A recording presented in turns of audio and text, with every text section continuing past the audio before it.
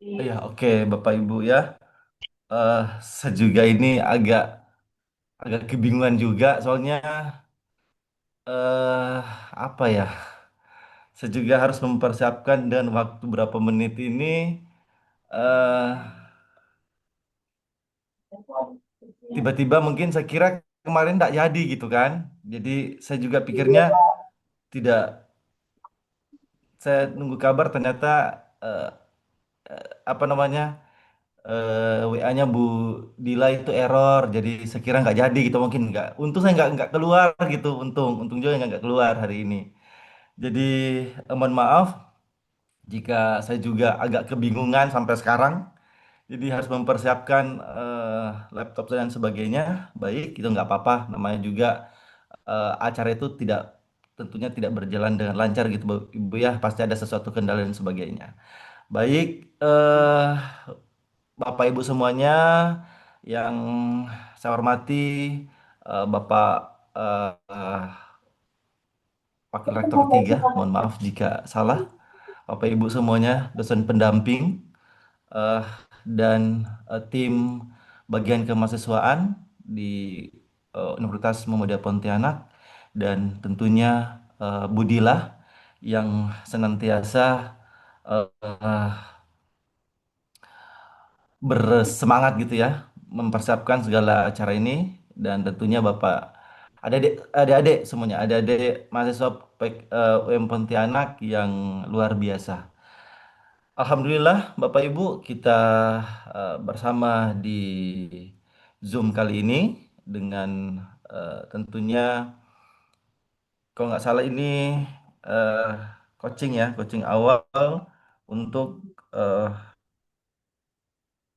pembekalan reviewer, dosen pembimbing PKM dan mahasiswa dalam menyusun proposal PKM unggul dan berdaya saing. Oke, Bapak Ibu. Mungkin saya langsung saja Bapak Ibu karena saya tidak mendengar juga tadi ada moderator. Moderator tolong saya diingatkan juga. Tolong saya diingatkan moderator berapa menit sebentar saya harus menjelaskan dan sebagainya.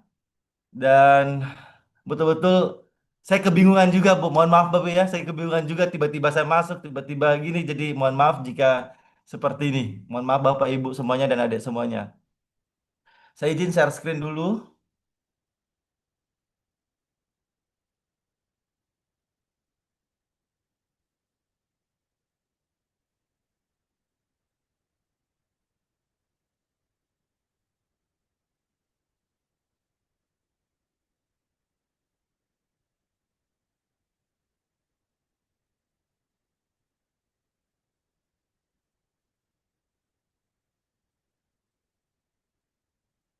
Baik, apakah sudah terlihat dan jelas, Bapak Ibu?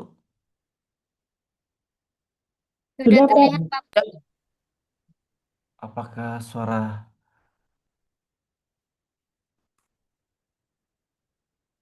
saya terdengar dengan jelas juga di tempat Bapak Ibu semuanya? Sudah sangat jelas, Bapak.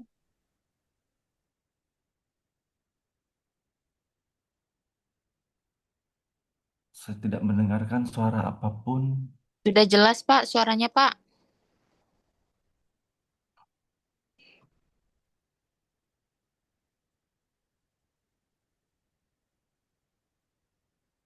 eh saya tidak mendengarkan suara dari sana, Bapak Ibu. Apakah kalau ada mendengarkan suara saya, nggak apa-apa nanti di acungi jempol saja biar saya tahu dan sebagainya.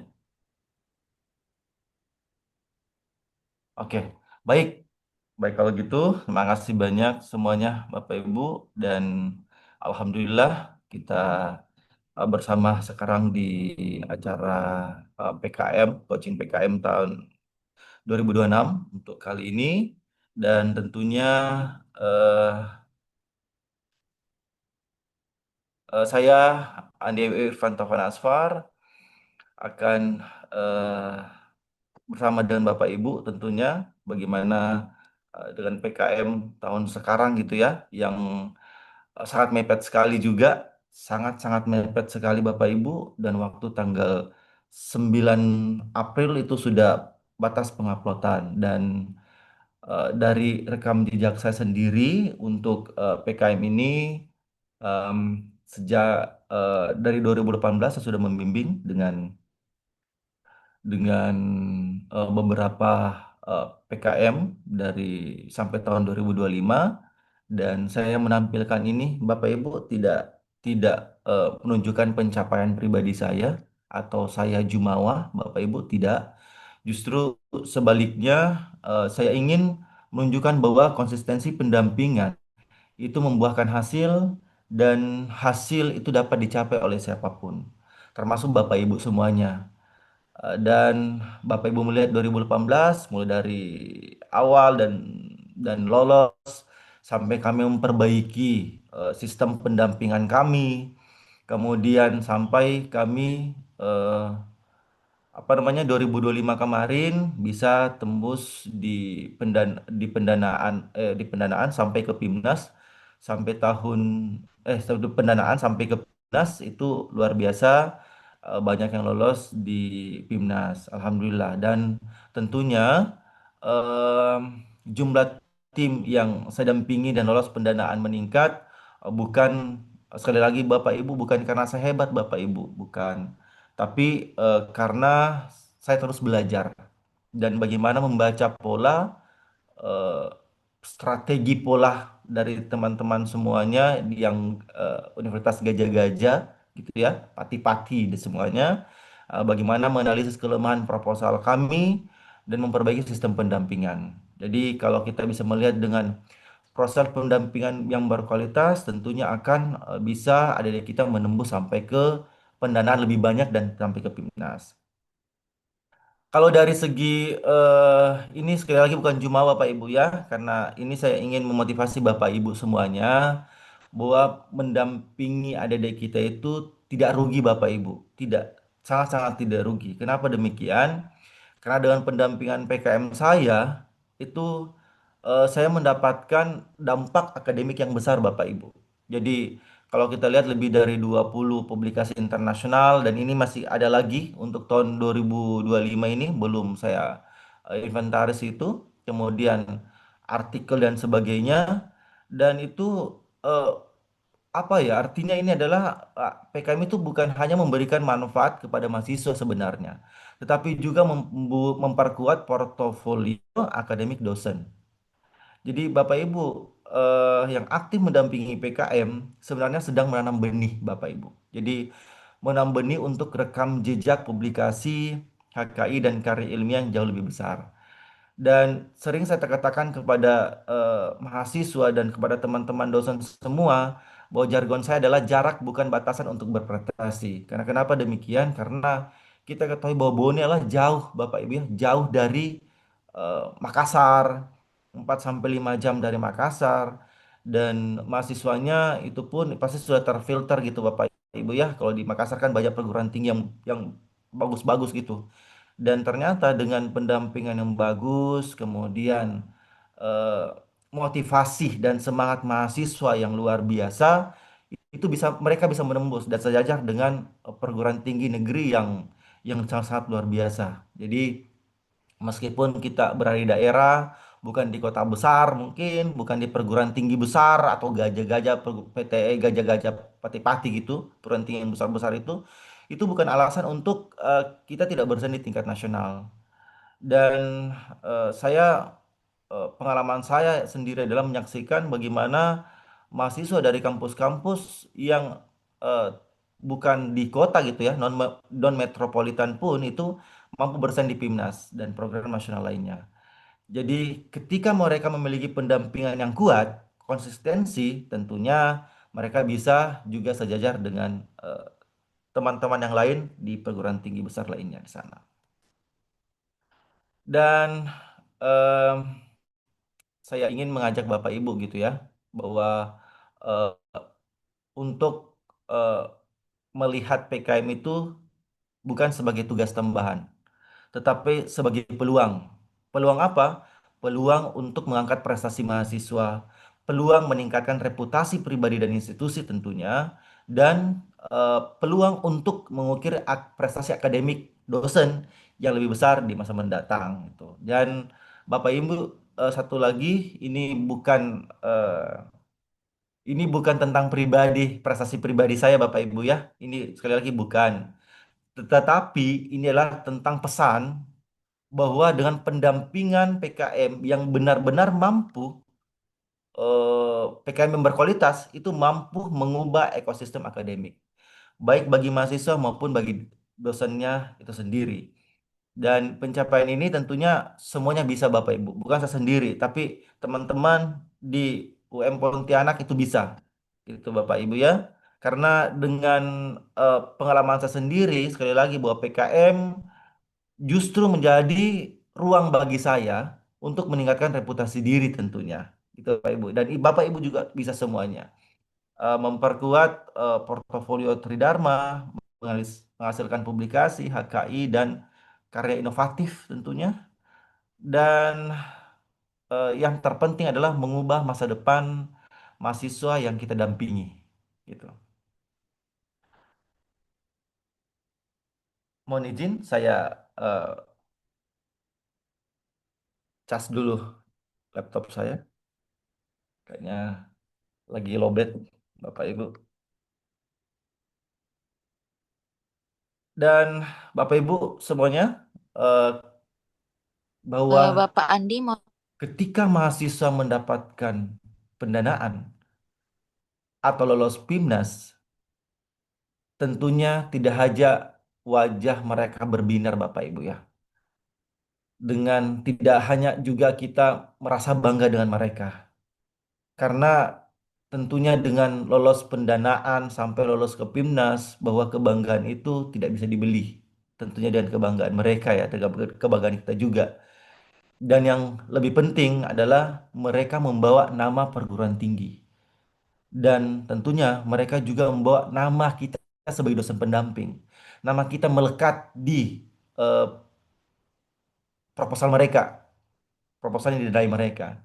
Jadi hari ini saya ingin mengajak Bapak Ibu semuanya, berpesan kepada Bapak Ibu, mohon untuk apa namanya, mendampingi adik kita. Sekali lagi Bapak Ibu ya, saya tidak menggurui Bapak Ibu, tapi ingin memotivasi Bapak Ibu bahwa setiap dosen memiliki peluang yang sama untuk menjadi pendamping terbaik. Sekali lagi Bapak Ibu, tidak ada istimewa dari saya. Yang istimewa adalah sistem yang terstruktur, komunikasi tentunya konsisten dengan mahasiswa, dan semangat mendampingi mahasiswa yang sedikit lebih jauh daripada dosen yang lain. Jadi kalau saya bisa, Bapak Ibu juga pasti bisa. Dan yang paling penting, kita Bapak Andi, harus perlu maaf memulai Pak. membangun ritme pembimbingan kita, dan tentunya bagaimana kita berkolaborasi dengan mahasiswa. Karena di PKM itu Bapak Ibu, mahasiswa adalah tim kita. Jadi dosen itu tim juga, tim dari mahasiswa juga, tim. Jadi kita satu tim dengan mahasiswa, dosen dan mahasiswa adalah satu tim. Makanya di PKM itu bukan namanya dosen pembimbing, tetapi dosen pendamping. Jadi kalau eh, membimbing belum tentu mendampingi gitu ya Bapak Ibu ya. Dan pendamping, dosen pendamping pasti membimbing. Jadi dimanapun mereka ada, kita pasti ada gitu. Jadi tentunya saya harapkan seperti itu Bapak Ibu. Dan ini tahun kemarin saya bercerita sedikit, ingin memotivasi adik kita dan Bapak Ibu dosen semuanya. Bapak Ibu bisa melihat bahwa dengan eh, peta persaingan PKM di Indonesia tahun pendanaan 2025 itu sangat luar biasa. Kalau kita melihat angka, itulah bagaimana cerminan perguruan tinggi di Indonesia membangun ekosistem pendampingan PKM yang serius tentunya. Mohon Dari izin Pak skema Andi, I dan GFT Pak Andi, itu sangat luar biasa, dan alhamdulillah kami bisa mampu sampai posisi 4 Pak Andi, di mohon tahun izin Pak, kemarin di pendanaan insentif PKM VGK Pak Andi, dan PKM GFT, Pak Andi, dan begitu pula dengan PKM 8 bidang kami berada di posisi 6. Dan alhamdulillah juga kalau kita melihat ya pada top top top 10 nasional PKM 2025, kita melihat peta dominasi perguruan tinggi besar, Unhas, UGM, ITS, IPB, Undip, dan Undiksa. Namun alhamdulillah kami juga bisa berada di posisi 10 besar, tepatnya di posisi 6, yang berada dalam jajaran kampus dan jumlah proposal lolos pendanaan terbanyak di Indonesia. Apa artinya Bapak Ibu? Artinya adalah perguruan tinggi walaupun jauh dari kota, walaupun bukan yang besar gitu ya, dan nama yang besar, tapi kita harus punya jiwa kompetitor. Kompetitor serius ini di PKM. Dan semua itu tidak terjadi bukan karena keberuntungan Bapak Ibu. Bukan karena keberuntungan. PKM itu tidak beruntung menurut saya. Karena eh, semua PKM itu lahir dengan proses. Sebuah proses yang panjang yang melibatkan dosen yang sabar membimbing, mahasiswa yang mau bekerja sama, kemudian sistem internal yang harus diperbaiki, yang terus memperbaiki diri, dan konsistensi yang dijaga setiap tahun. Jadi kita bisa mengatakan Bapak Ibu bahwa kalau kita melihat grafik ini, bukti bahwa PKM bisa ditaklukkan oleh siapa saja yang mau berkomitmen. Dan bukti bahwa kualitas bukan ditentukan oleh lokasi, di mana PT kita berada tidak, tetapi oleh proses pendampingan yang berkualitas. Dan bukti bahwa kampus kita mampu bersaing dan kampus besar di Indonesia, tentunya. Inilah tentunya saya sangat optimis dengan UM Pontianak di tahun 2026. Karena dengan memperkuat pendampingan yang lebih bagus, memperbaiki sistem internal, semua aktivitas akademika mendukung, tentunya dosen ingin mendampingi mahasiswa itu yang penting, dan membangun sinergi tentunya antara dosen dan mahasiswa, dan tentunya UM Pontianak bisa juga melaju lebih kencang. Karena pencapaian kami, alhamdulillah tahun kemarin itu ya bisa setara dengan UGM. Jadi kami berada di posisi 3 besar di lolos pendanaan lolos PIMNAS, sorry, lolos PIMNAS tahun 2028, PIMNAS 38 di Unhas. Baik, Bapak Ibu eh, semuanya, dan sebelum kita melangkah lebih jauh di pendampingan PKM, eh, kita ketahui bahwa mengapa PKM sangat penting sekali bagi perguruan tinggi. Dan ketika kita memahami urgensinya, kita akan melihat bahwa PKM bukan sekedar rutinitas Bapak Ibu. Bukan acara tahunan diselenggarakan Kemendikbud Saintek, bukan. Tetapi ini adalah strategic academic investment atau investasi akademik jangka panjang tentunya bagi kampus. Kita melihat bahwa yang pertama, PKM meningkatkan ikut perguruan tinggi, di mana PKM berkontribusi langsung pada beberapa indikator kinerja utama. Tentunya yang pertama publikasi mahasiswa dan dosen pendamping. Adanya kolaborasi mereka antara dosen pendamping dan mahasiswa. Ini sangat penting sekali Bapak Ibu kan pada saat prodi ingin akreditasi dan juga perguruan tinggi. Jadi dengan adanya ikut PKM, mahasiswa bisa lolos, bisa berprestasi, tentunya sangat luar biasa. Mahasiswa bisa publikasi, itu sangat luar biasa. Kemudian di setiap mahasiswa didorong untuk HKI dan sebagainya. Tentunya berarti ini ada inovasi dari alat yang mereka buat atau ke media pembelajaran yang mereka buat dan lain sebagainya. Dan produk inovasi tentunya yang mereka buat gitu ya bisa menjadi dirinya dimasukkan ke dalam ikut perguruan tinggi. Kemudian partisipasi mahasiswa dalam kompetisi nasional termasuk PIMNAS sangat luar biasa. Jadi ketika mahasiswa lolos pendanaan atau PIMNAS, perguruan tinggi mendapatkan nilai tambah yang sangat signifikan. Karena ini bukan hanya prestasi mahasiswa tetapi bagian dari prestasi institusi. Yang kedua, PKM membentuk budaya riset di kampus. Dengan PKM, mahasiswa belajar. Mahasiswa em, belajar bagaimana mereka berpikir ilmiah, bagaimana mereka menulis proposal akademik yang bagus, bagaimana mengembangkan solusi dengan tawaran solusi yang mereka berikan, bagaimana melakukan riset, dan bagaimana mereka berkolaborasi dan dengan bentuk bekerja dalam tim. Karena skill-skill seperti ini tidak bisa dibangun dengan hanya lewat perkuliahan Bapak Ibu. Dan saya ingat bahwa mahasiswa saya yang dulunya sebelum mengikuti PKM mereka malu dan sebagainya, kemudian public speaking yang tidak terlalu bagus dan sebagainya, setelah mereka ikut PKM sangat luar biasa. Di sini artinya bahwa PKM memberi pengalaman praktis yang tentunya membentuk mental bagi mahasiswa, membentuk mental peneliti, membentuk mental inovator muda, dan tentunya dengan bentuk mental seperti ini nantinya akan melahirkan mahasiswa-mahasiswa yang memiliki apa namanya tujuan nanti mungkin akan mereka jadi akademik, masuk di akademisi, masuk di wirausaha atau profesi lainnya. Kemudian PKM memperkuat citra dan reputasi universitas ini penting.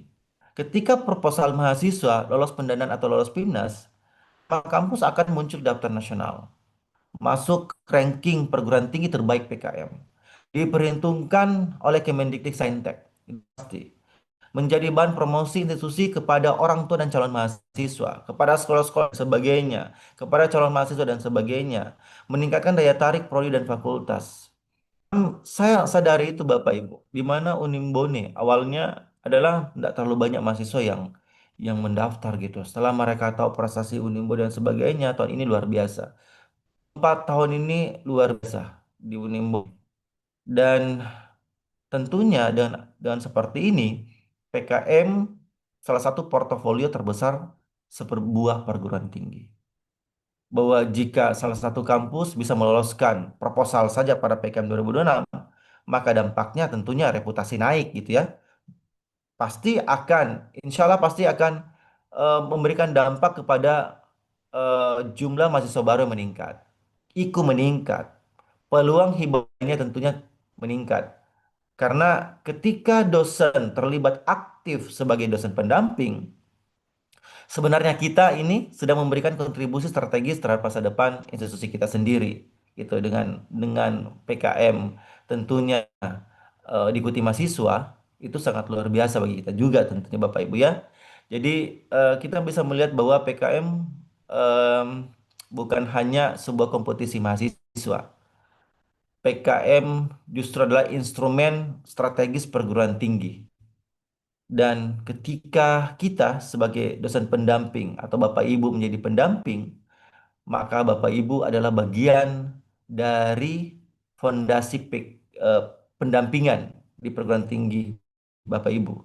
Atau bagaimana membentuk fondasi gitu ya.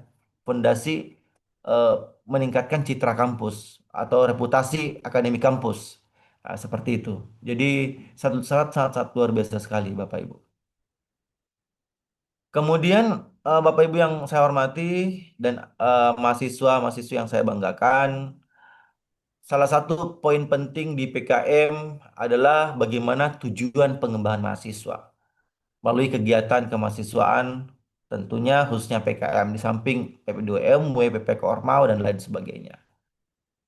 eh Tentunya mindset kita bahwa kita sering melihat PKM itu adalah hanya sebagai kompetisi atau hanya sebagai kita membuat proposal, kemudian kita mengajukan eh, mengajukan tiap tahun. eh, tapi sebenarnya PKM adalah eh, sebuah instrumen pendidikan karakter menurut saya yang melatih soft skill dan hard skill mahasiswa. Karena saya melihat sendiri mahasiswa saya, Bapak Ibu ya, sangat luar biasa setelah mereka ikut PKM. Karena kenapa di PKM? Karena mahasiswa tidak hanya dibekali kompetensi akademik, tetapi juga dibekali mereka tentang soft skill dan karakter dengan melalui berbagai kegiatan di PKM itu. Kenapa soft skill ini penting? Karena kita ketahui Bapak Ibu ya, dunia industri dan dunia kerja dan dunia akademik itu sangat menuntut mahasiswa untuk bisa menjadi individu yang adaptif, kritis, kreatif, komunikatif, dan mampu menyelesaikan masalah. Dan tentunya kualitas lulusan mahasiswa, maksud saya, kualitas mahasiswa yang dibentuk melalui PKM tentunya akan memiliki pengetahuan akademik yang bagus. Kemampuan berpikirnya juga akan bagus. Karena kenapa? Mereka dilatih untuk menyusun masalahnya, menganalisis datanya, kemudian mencari referensinya, memberikan solusi-solusi dan high order thinking skills mereka. Jika seperti ini, tentunya atau otomatis mereka akan kuat dalam berpikir. Kemudian bagaimana manajemen diri gitu ya, mengatur waktu, menyusun jadwalnya, konsistensi merevisi gitu yang penting, bekerja berdasarkan target. Nah, itu. Ini poin paling penting menurut saya karena mereka disiplin Bapak Ibu. Mereka sangat sangat sangat harus disiplin di PKM. Dengan mereka mampu mengatur jadwalnya, mampu menyusun jadwalnya, konsistensi jadwal, mereview dan sebagainya. Ini skill yang sangat sangat dibutuhkan di dalam dunia kerja tentunya.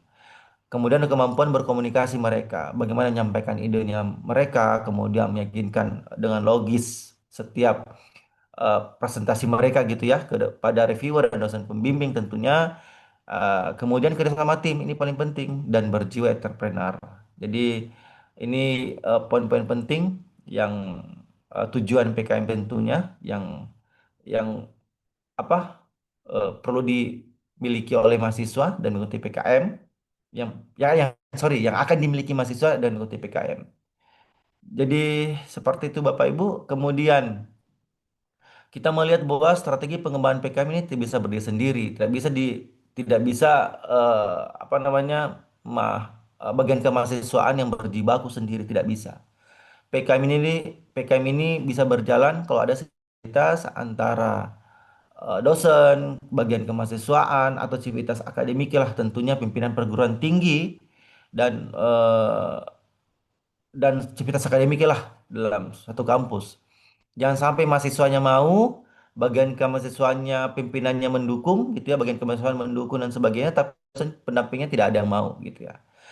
Sampai dosen pendamping mau, tetapi mahasiswa yang tidak ada mau gitu. Ini banyak sekali terjadi. Saya mendampingi dari beberapa perguruan tinggi, Bapak Ibu ya. Itu sangat sangat sangat, sangat, sangat luar biasa bentuknya. Jadi eh segitiga ini wajib terus-terus bagaimana disinergikan.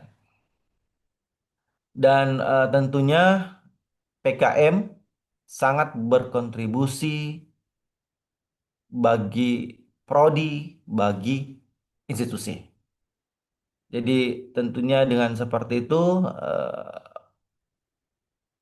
dengan adanya nanti PKM dengan bentuk sinergitasnya bagus, sehingga PKM-nya juga akan bertambah yang lolos DNAI. Dan yang paling penting setiap dosen wajib mengenal PKM. Jadi masih banyak Bapak Ibu dosen tidak mengenal PKM. Jadi beberapa program yayasan coaching itu masih banyak. Sampai dekan pun yang ada beberapa institusi itu tidak tahu bahwa itu ada PKM. Waduh, ini sangat luar biasa menurut saya gitu ya. Jadi ini paling penting karena ya kita kita tidak bisa pungkiri bahwa tidak semua dosen menjadi pembimbing PKM gitu yang mendamping PKM. Jadi tapi setiap dosen harus mengenal program kemahasiswaan terutama PKM. Dan kenapa? Agar bisa mendorong mahasiswa yang potensial. Kemudian memberikan arahan bagaimana membimbing, bagaimana mendampingi mahasiswa yang tepat. Jadi mengarahkan mahasiswa eh, apa namanya ke em, bagaimana riset yang bagus gitu. Seperti itu Bapak Ibu. Tentunya dengan adanya atmosfer PKM yang terjaga dengan bagus, baik mahasiswa, dosen pembimbing, perguruan tinggi, ah, tentunya akan eh, melahirkan PKM yang kuat. Jadi tidak ada kebetulan, gitu Bapak Ibu. Dengan atmosfer yang dibangun, itu akan sangat-sangat luar biasa. Kemudian untuk paradigma, ini yang mungkin akan berubah Bapak Ibu menurut saya. Kalau kita bisa melihat Bapak Ibu ya, pasti yang punya pengalaman mendampingi adik-adik kita tentunya bahwa ketika kita berbicara PKM, hal yang pertama harus dibenahi adalah metode dan teknik penulisan. Sorry, bukan. Yang harus kita benahi paradigma, sorry, paradigma yang harus kita benahi, bukan metode dan penulisan. Jadi cara pandang dan mindset kita yang harusnya harus berubah gitu. Karena kenapa demikian? Selama ini kita membimbing mahasiswa itu seperti kita melihat PKM itu sebagai pekerjaan tambahan yang hanya memeriksa kalimat.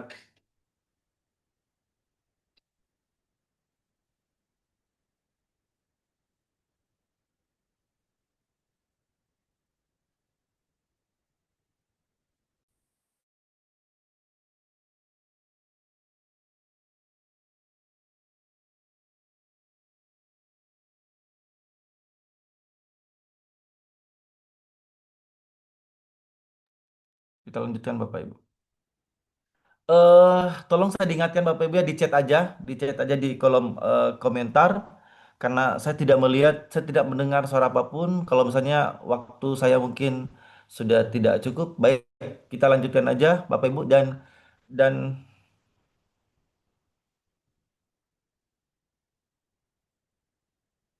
oh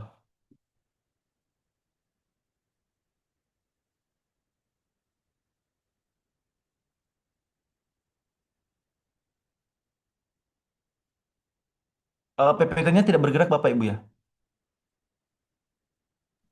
Benar, Pak.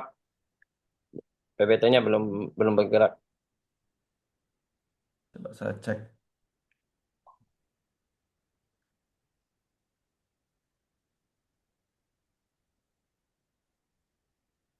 Ah, oh gitu ya. Tunggu saya ini dulu.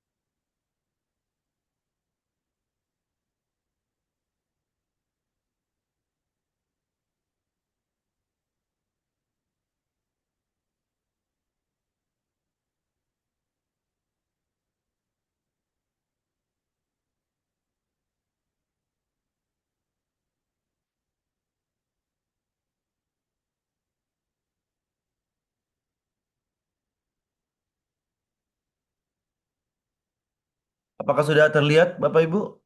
Oh, maaf saya nggak. Ini juga Sudah, sudah, Pak. Sudah mulai bergerak. apakah sudah terlihat Bapak Ibu? Tolong saya di chat ataukah mungkin bagaimana? Apakah sudah terlihat? Sudah terlihat, Oh Pak. sudah. Oke baik. Eh, baik Bapak Ibu. Oke baik. eh jadi begini Bapak Ibu ya. Jadi eh, paradigma kita sebagai dosen pendamping bahwa di PKM bahwa di PKM eh, PKM 2006 ini tentunya mendampingi kita, kita harus berubah paradigmanya. Kenapa demikian? Dan kita harus bentuk mahasiswa bahwa kami dosen pendamping menilai substansinya gitu. Tidak lagi Bapak Ibu tidak lagi harus mendampingi PKM itu dan bahwa kita mendampingi PKM itu bahwa kita tukang perbaiki typo gitu ya. Jadi adik-adik pada saat kalian buat proposal, kalian harus betul-betul tidak ada kesalahan typo apapun. Karena di PKM itu tidak ada nama excuse untuk typo, tidak ada sama sekali. Untuk tentunya kita sebagai dosen pendamping adalah arsitek berpikir mahasiswa, gitu. Jadi tentunya dan paradigma yang lama gitu ya dan yang baru kita menjadi strategic partner bagi mahasiswa. Jadi tolong adik-adik sebelum kalian memberikan proposal kalian kepada dosen pendamping, tolong dibaca dulu. Tolong dilihat dulu administrasinya. Tolong tata tulisnya diperbaiki dulu sebelum diberikan kepada dosen pendampingnya.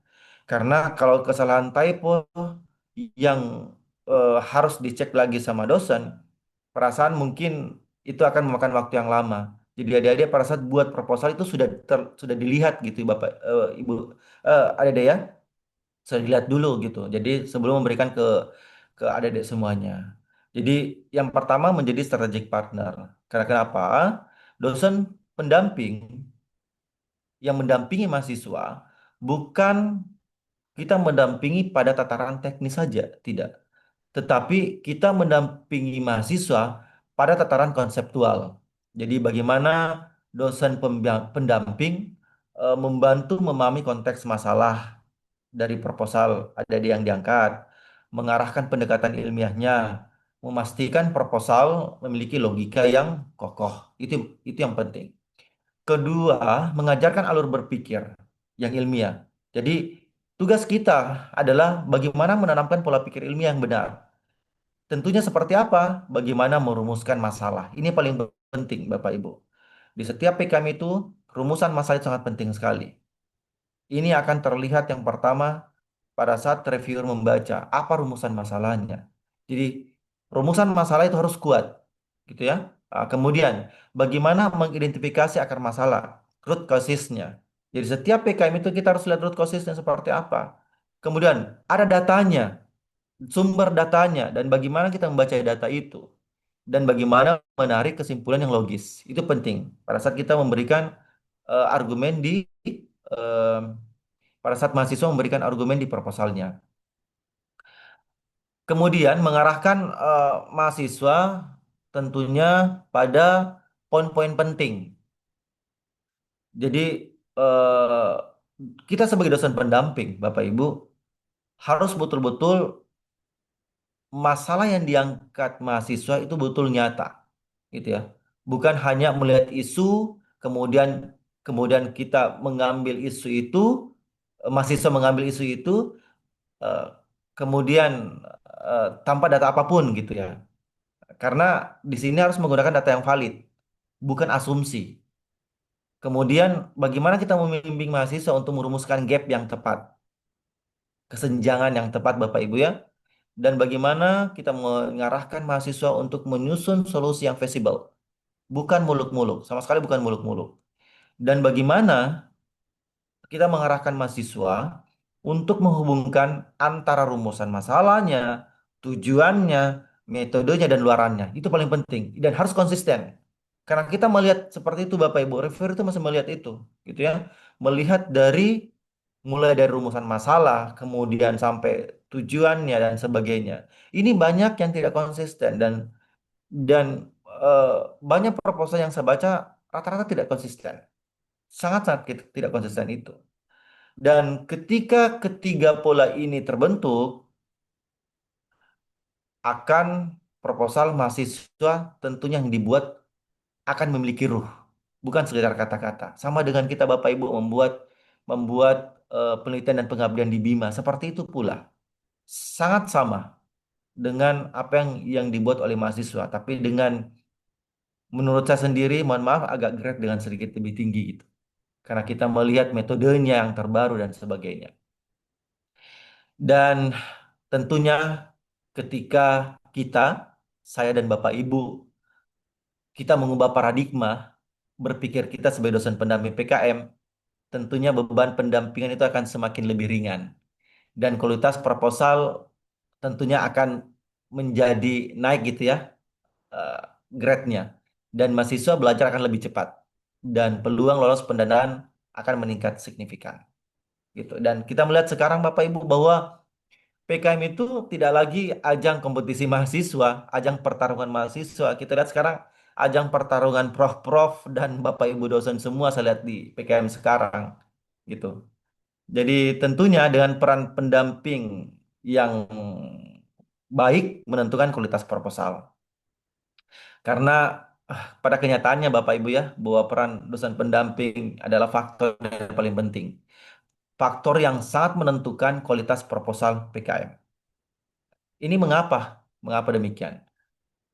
Karena kenapa dengan pendampingan kita menentukan kualitas proposal mereka? Karena dengan eh, seperti ini Bu ibaratnya. Jika kompasnya tepat, jadi kita ibaratkan bahwa kompas itu yang menentukan kemana proposal itu bergerak. Jadi jika kompasnya tepat, proposal akan berjalan lurus menuju kualitasnya yang terbaik tentunya.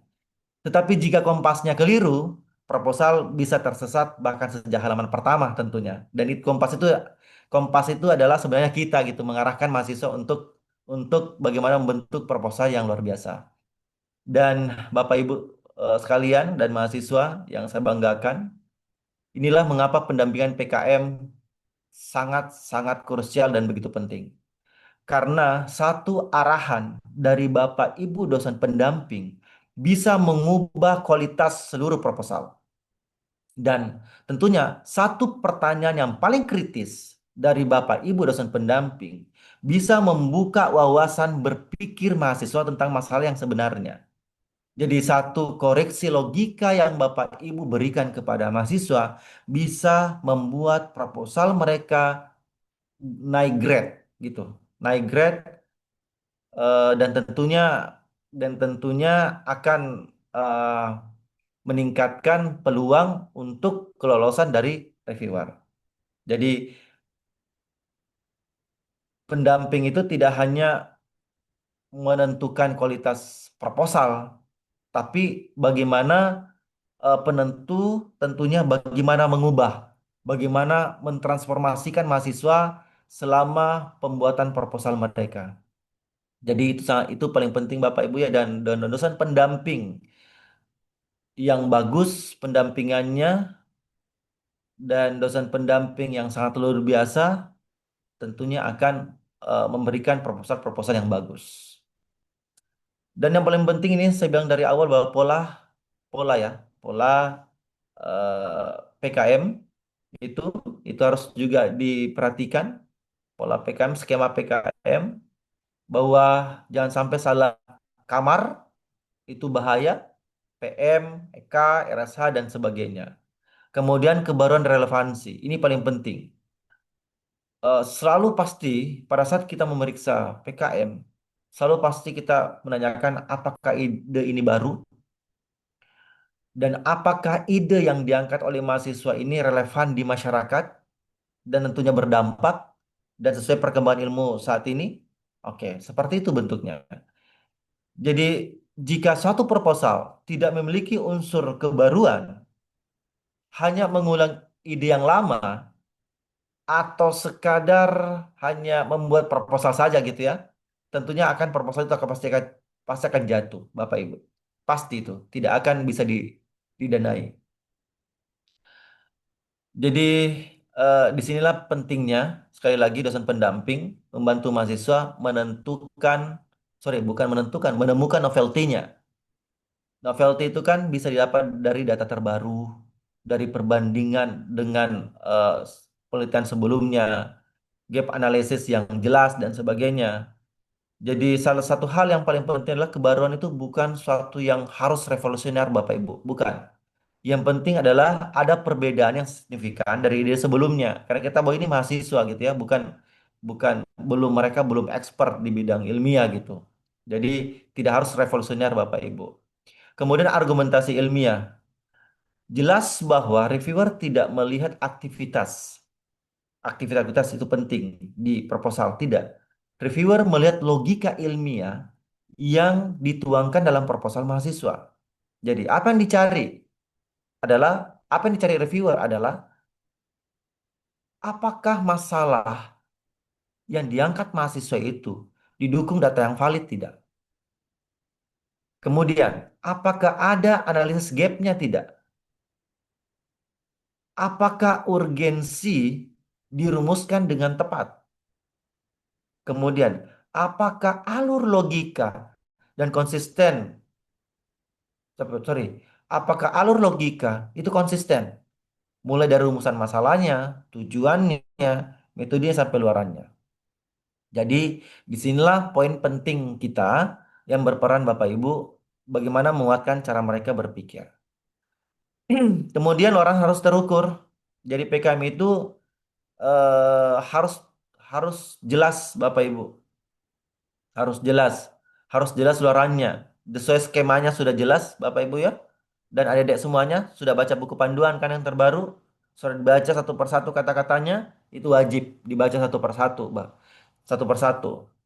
Jadi setiap katanya harus dilihat, setiap lampiran-lampirannya harus dibaca dan sebagainya. Jadi luaran PKM tahun ini eh, agak sama gitu ya. Ada yang berbeda sedikit, Dika dan sebagainya. Nanti dilihat seperti artikel ilmiah, buku pedoman masih sama, kemudian modul, kemudian HK dan sebagainya. Dan paling penting pada saat adik-adik semuanya eh, menyusun RAB, tentunya RAB harus logis, harus sesuai dengan jadwal, dengan kegiatan kalian, gitu ya. Harus ada kegiatan kalian, jangan sampai kegiatan kalian mengarah ke B, RAB-nya isinya ke A. Itu tidak boleh. Kemudian tentunya harus logis, jadi harus logis, harus sama gitu ya. Kemudian proporsional, tidak berlebihan gitu ya. Kemudian eh, tentunya itemnya banyak ya. Jangan sampai hanya 3 item saja dibeli itu tidak boleh. Jadi kalau RAB kalian terlalu besar, jadi tolong untuk alat-alat yang tidak penting tidak usah gitu. Jadi harus kegiatan-kegiatan kalian yang harus di RAB itu harus realistis gitu ya. Kemudian dan ini 5 pola ini harusnya aspek-aspek ini harus terpenuhi. Jadi jika aspek kelima ini terpenuhi maka kelolosan itu insya Allah pasti bisa gitu meningkat tajam menurut saya. Jadi tugas dosen pendamping sekali lagi memastikan bahwa mahasiswa memahami pola ini sejak awal, bukan pada saat proposal hampir dikirim. Jangan sampai salah kamar gitu. Jangan sampai mereka sudah buat bagus-bagus, ternyata harusnya skemanya PKMPI dimasukkan ke PKMPM. Itu sering salah. Harusnya skemanya PKMKI dimasukkan PKMKC. Banyak sekali yang salah, gitu ya. Jadi dengan memahami penilaian ini penting sekali. Adik-adik harus paham bahwa PM dan PI beda jadi mana, KI bedanya di mana, KC beda di mana. Kemudian seperti apa bentuknya itu, apa RE dan RSH seperti apa bentuknya. Jangan sampai salah, gitu ya. Kemudian untuk ide, saya yakin adik-adik sudah punya ide semua, sudah buat proposal. Intinya adalah idenya harus dimulai dari masalah yang real, masalah yang ada di sekitar kalian, bukan dari keinginan, bukan dari kebiasaan membuat kegiatan biasa, tidak boleh, tetapi bersumber dari masalah masyarakat yang benar-benar terjadi gitu, yang benar terjadi di lapangan gitu, adik-adik. Jadi harus harus betul-betul masalahnya harus jelas gitu ya, dan didukung oleh data yang kuat. Intinya didukung oleh data yang kuat. Jadi masalah itu banyak, kita bisa melihat sekitar kita bisa melihat sekitar kampus, aktivitas UMKM dan sebagainya. Kemudian dari masalah nanti bisa menjadi ide PKM. Kemudian solusinya nanti intinya harus berbasis iptek gitu ya. Jadi kita harus memikirkan solusinya harus berbasis iptek. Solusi ini misalnya seperti harus sesuai disiplin ilmu kita. Ada beberapa skim PKM itu harus sesuai dengan disiplin ilmu. Dan tentunya solusi yang diberikan harus logis, harus bisa diwujudkan gitu. Dan intinya punya dampak nyata dan berkelanjutan. Karena pasti reviewer mencari keberlanjutannya. Jangan sampai cuma mentok di pendanaan PKM setelah itu lepas, hilang gitu. Dan itu yang paling penting ya. Jadi eh, setelah itu semuanya akhirnya menjadi judul yang bagus. Dan bermanfaat dan berdampak. Jadi intinya PKM itu bukan dimulai dari teori, tetapi dari observasi. Makanya nanti beberapa skema itu misalnya PM dan P itu saat menuntut adanya observasi. Dan bukan dimulai dari proposal, tetapi dari kepekaan mahasiswa, gitu ya, yang dikuatkan oleh dosen pendamping. Dan bukan dimulai dari kegiatan, tetapi dari permasalahan. Mungkin pernah ikut dengan dosen pendampingnya, ikut terlibat di PKM dosen dan sebagainya, itu bisa, gitu ya. Jadi kita apa namanya? Kita PK gitu ya, dengan masalah.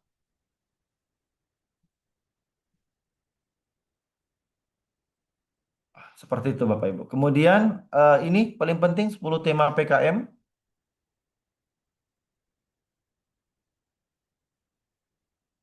Ini paling penting Bapak Ibu, 10 tema PKM.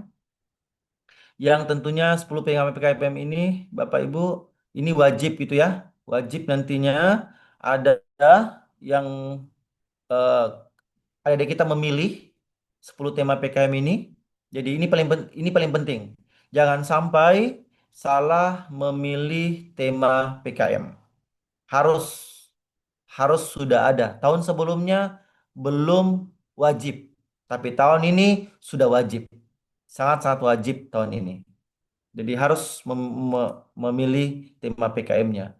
Dan eh, tentunya adik-adik semuanya, kalau kita bertanya kepada tim penilai, tentunya bagian mana yang menentukan apakah proposal itu layak didanai atau tidak layak didanai.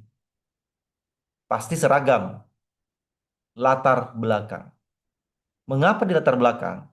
Karena latar belakang adalah fondasi, fundamental cara berpikir kita, fundamental dari permasalahan kita yang kita angkat. Jika fondasinya kuat, proposal pasti berdiri dengan kokoh. Jadi jika fondasinya lemah, proposal pasti akan runtuh. Meskipun kalimatnya yang diutarakan di proposal itu sangat bagus. Tentunya latar belakang yang bagus dimulai dari data faktual. Jadi latar belakang tidak boleh dimulai dari opini. Gitu. Ada ya? Tidak boleh dimulai dari kalimat mahasiswa merasa, kami merasa, menurut kami, atau kami beranggapan. Gitu. Jadi latar belakang harus dimulai dengan data statistik, laporan resmi, hasil observasi, hasil survei, data ilmiah terbaru. Seperti itu karena reviewer ingin melihat bahwa mahasiswa PK terhadap realitas. Bukan hanya menulis berdasarkan pikiran mereka saja.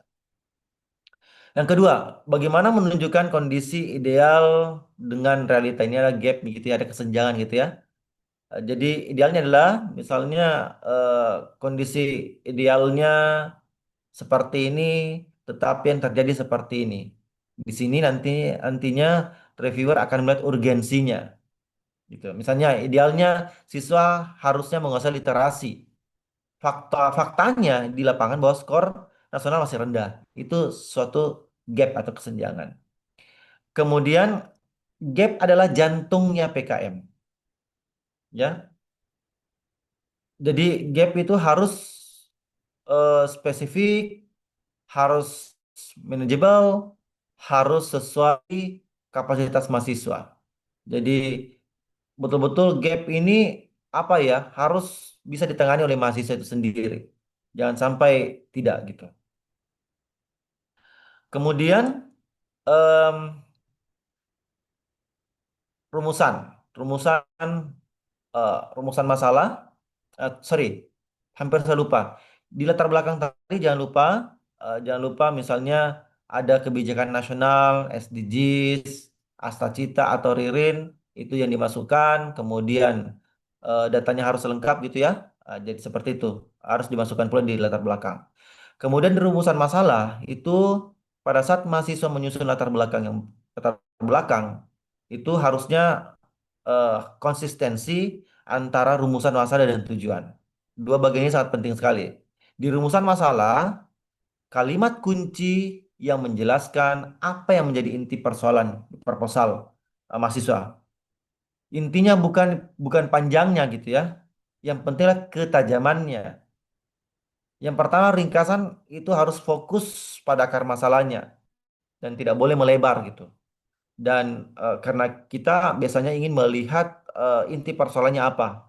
Jadi kadang kita melihat sudah baca baca latar belakang, kita melihat langsung di rumusan masalah, kemudian tujuannya.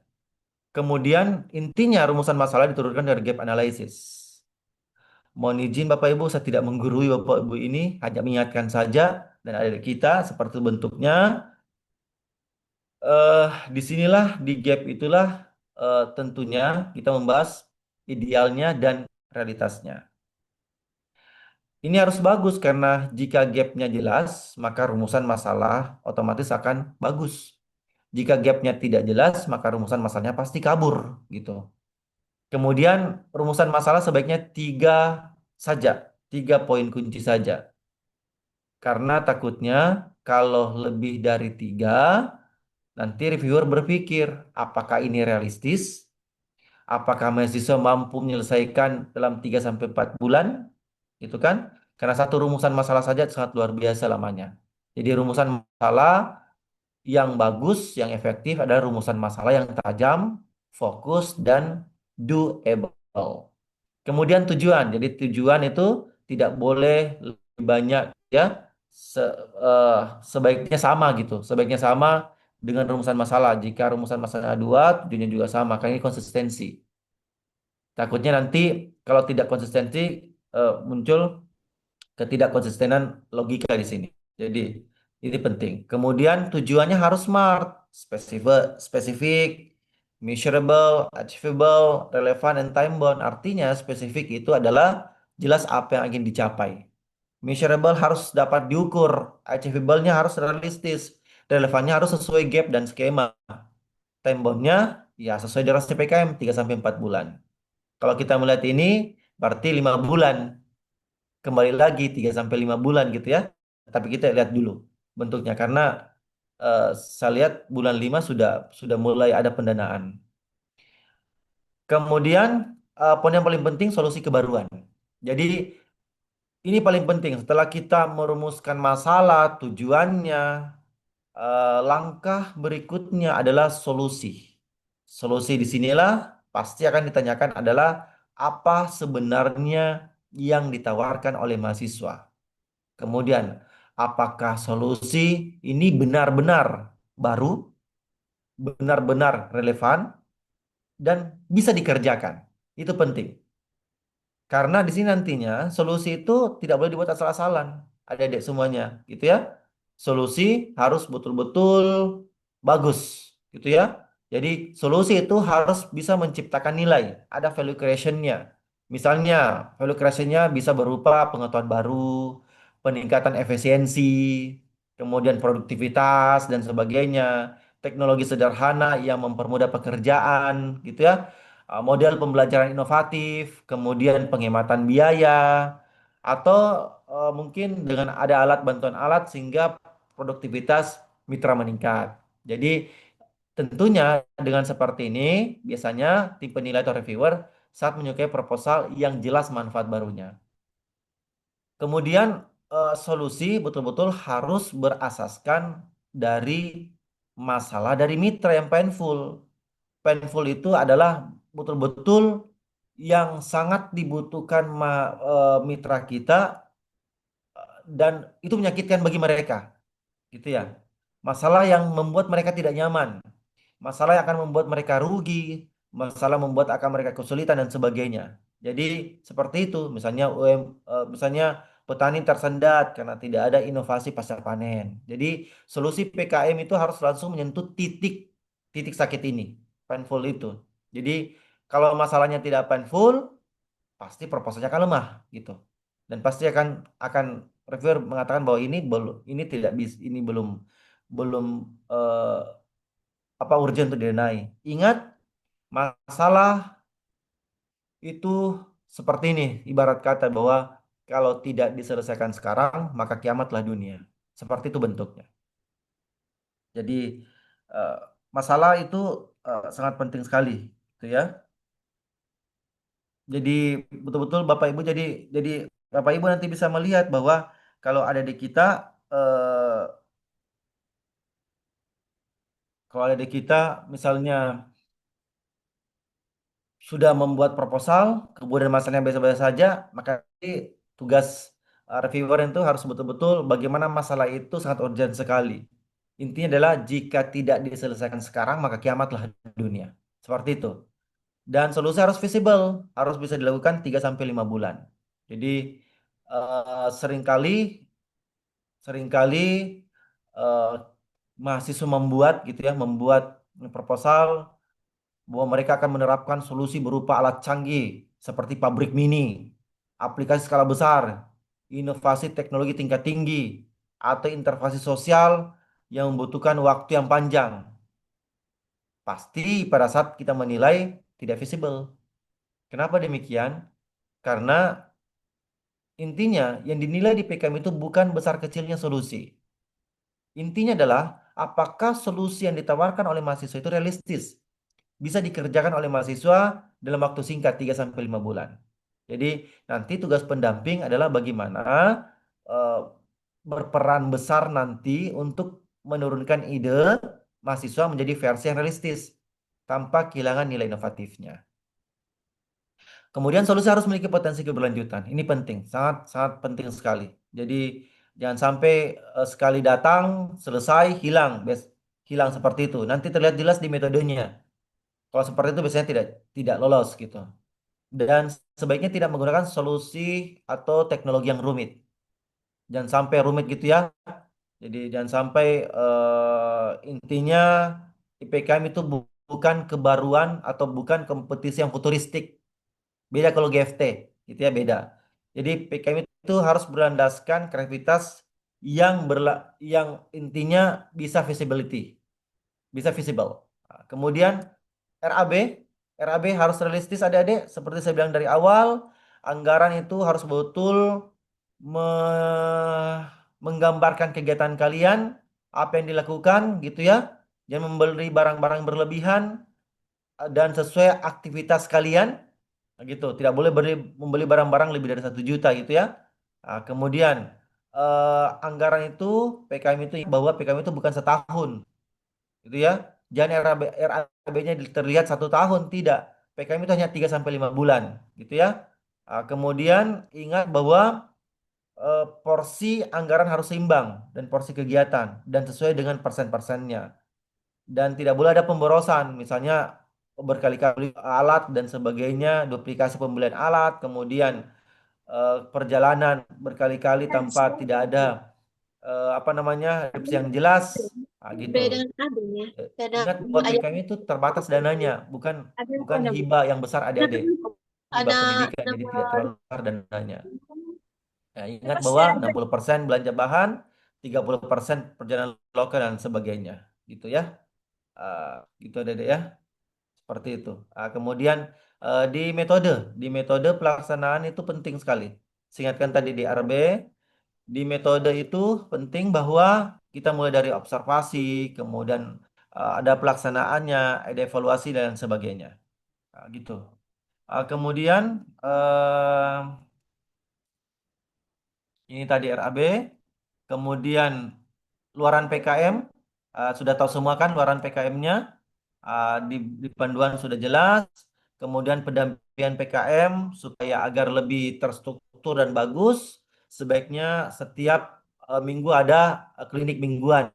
Kemudian ada checklist internal review, itu penting ini. Ini tugas checklist internal reviewer, ini penting sekali. Tahapan revisinya harus bertingkat, tidak boleh misalnya eh, satu kali saja dibaca selesai gitu, tidak boleh.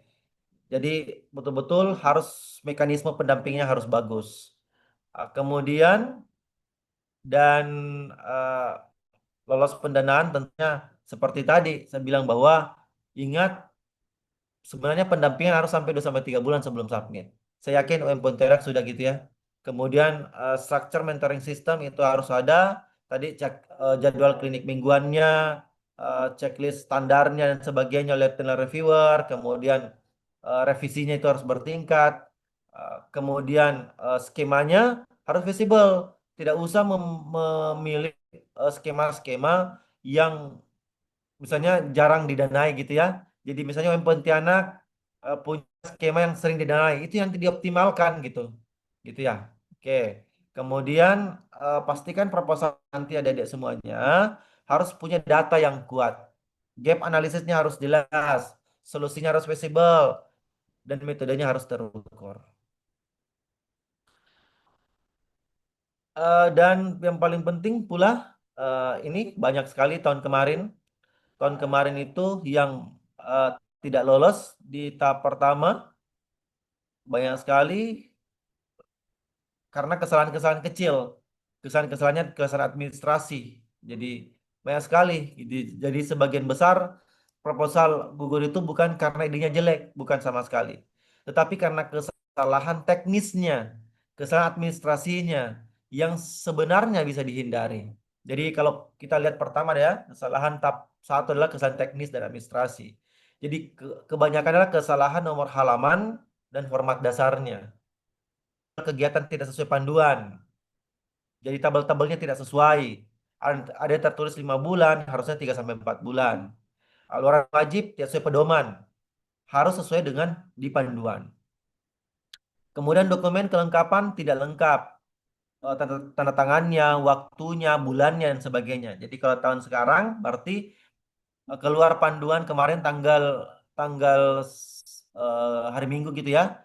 Berarti bisa dimulai dari jadwalnya 9 Maret sampai 9 April. Itu terakhir.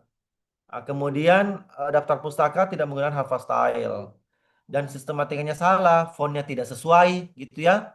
Banyak proposal membuat bab-bab sendiri, terlalu kreatif mungkin ada di kita gitu ya.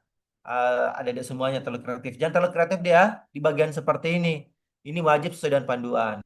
Font tidak sesuai, tidak Times New Roman. Ingat, satu saja kata kalian tidak sorry, satu kata saja tidak Times New Roman, yakin tidak bisa lolos.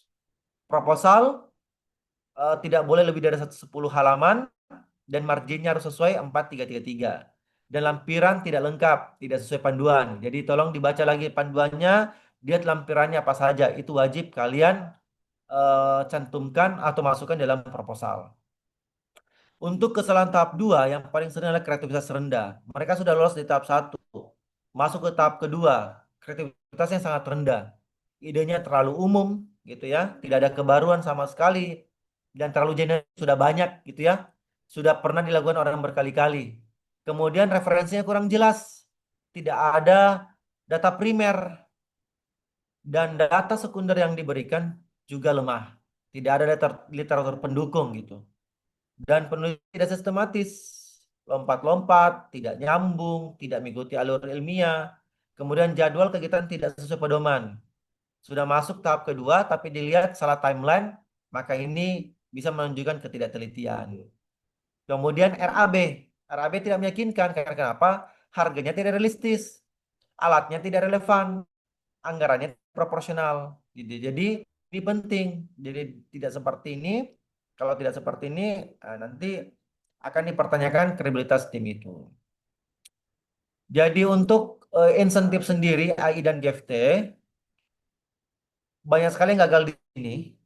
Pengalaman kami Unimboni sebenarnya baru kemarin mengusulkan insentif. Baru selama mengikuti PKM, baru pertama kali kami mengikuti insentif. Insentif itu AI dan GFT. Itu pun mahasiswa kerjakan tidak 2 sampai 3 hari mereka kerjakan. Alhamdulillah, tapi eh, alhamdulillah lolos sampai 4 besar gitu. Intinya apa? Format harus sempurna. Jadi PKM AI dan GFT itu adalah skema yang paling ketat formatnya. Sedikit kesalahan saja bisa menggugurkan. Jadi harus betul-betul terlihat panduannya, itu harus jelas. Kemudian topik penulisan tidak sesuai spirit skema. Jadi hati-hati. GFT kan berbeda, gagasan futuristik gitu ya. Jadi harus futuristik.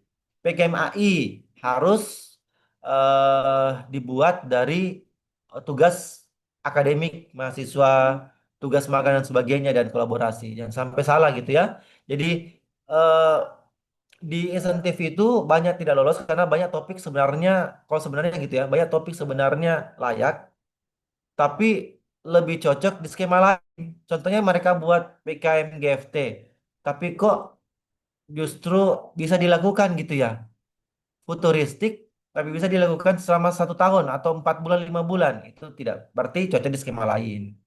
Jadi nanti dosen pendamping harus sangat peka sekali di sini mengarahkan mahasiswa. Gitu. Jadi dengan kita melihat pola kesalahan-kesalahan ini yang tiap tahun sama, ya, sama sama tidak ada bedanya tiap tahun kesalahan-kesalahan ini. Jadi kita harus bisa menghindari kesalahan-kesalahan ini. Intinya di tahap pertama kita harus hindari dan diperbaiki di tahap kedua dengan bentuknya substansinya harus bagus. Dengan memperbaiki ini, melihat kesalahan-kesalahan seperti ini, tentunya kualitas proposal akan semakin bagus, peluang lolos pendanaan naik tentunya signifikan, dan tentunya PKM akan semakin bagus di Pontianak dan bentuk formatnya apa namanya eh, PKM itu tidak lagi berat gitu ya, tidak terasa berat karena sudah sesuai format sejak dari awal. Tentunya Bapak Ibu yang eh, dan mahasiswa yang saya banggakan, dan intinya adalah ingat dosen pendamping PKM bukan pengoreksi draft gitu ya, typo dan sebagainya. Bukan dosen, Bapak Ibu dosen, ingat ingat adik-adik mahasiswa, sekali lagi adik-adik mahasiswa tolong diingat bahwa Bapak Ibu dosen pendamping PKM bukan hanya mengoreksi draft kalian, typo dan sebagainya, bukan. Bukan orang yang mengingatkan deadline, ya, dan bukan pula hanya sekadar untuk penyempurna proposal, gitu. Jadi pendamping PKM adalah penentu arah lahirnya proposal kalian yang luar biasa. Jadi dengan dosen pendamping nanti kita bisa melihat, kita bisa membentuk gitu ya, bisa membentuk mahasiswa berpikir bagaimana mahasiswa memandang masalahnya dengan bagus, mencari solusinya yang luar biasa gitu ya, dan mampu bisa dikerjakan, dan bagaimana mengekspresikan eh, gagasan mahasiswa dalam bentuk secara ilmiah. Dan intinya bahwa dan ketika satu mahasiswa berhasil, sebenarnya yang berhasil adalah ekosistem akademik yang dibangun oleh Civitas Akademika. Jadi inilah pentingnya bahwa pendamping PKM sangat sangat strategis sekali, dan saya ingin mengapresiasi Bapak Ibu yang bersedia menjadi dosen pendamping, tentunya menjadi bagian dari PKM, bagian menciptakan inovator muda, menciptakan pemimpin masa depan, dan ini dimulai dari kualitas pendampingan yang bagus, lebih terarah dan lebih berdampak. Gitu.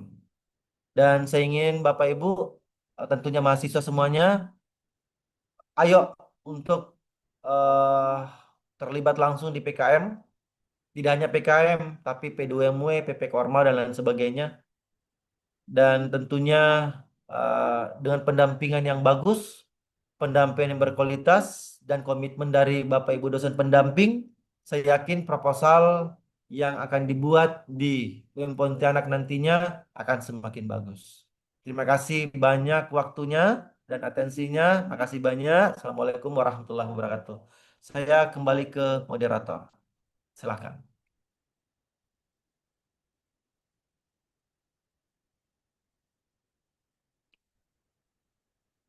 Saya setting dulu. Ini kenapa nggak ada suaranya ya itu ya? Pak, suara suara kami kedengaran nggak ya, Pak? Pak Andi, sepertinya masih belum terdengar ya.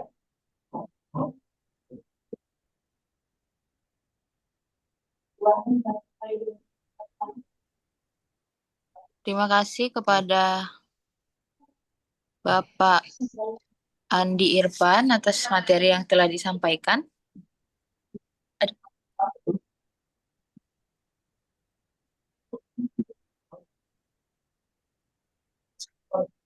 Lebih baik mungkin saya ganti device Bapak Ibu ya. Mohon sebentar mungkin atau gimana ya? Boleh, Pak, Atau saya silahkan. masuk satu device lagi.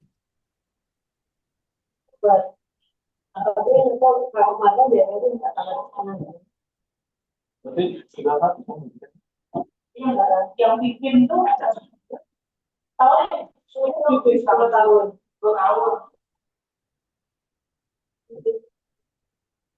Saya tidak mendengar suara sih.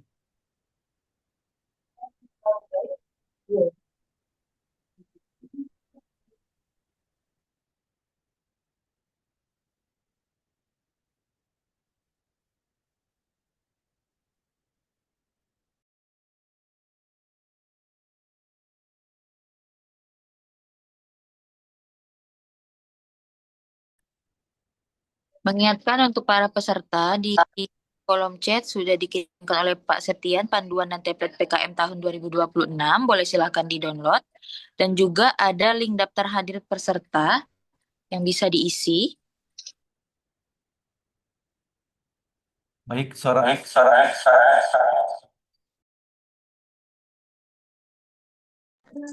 Apakah suara saya terdengar dengan jelas?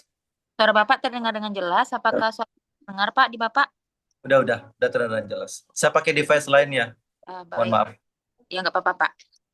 Mungkin saya akan buka sesi tanya jawab kepada peserta. Boleh angkat tangan yang ingin bertanya.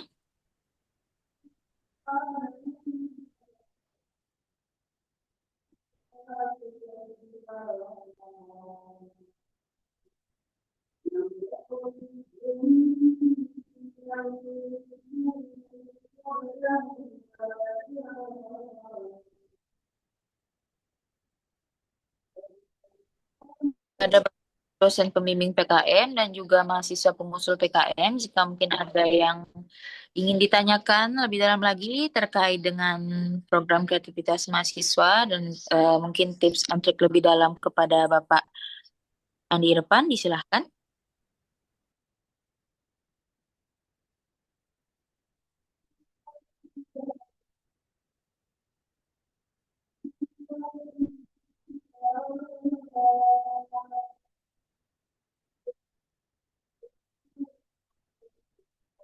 Apakah ada? Bapak Ibu silakan.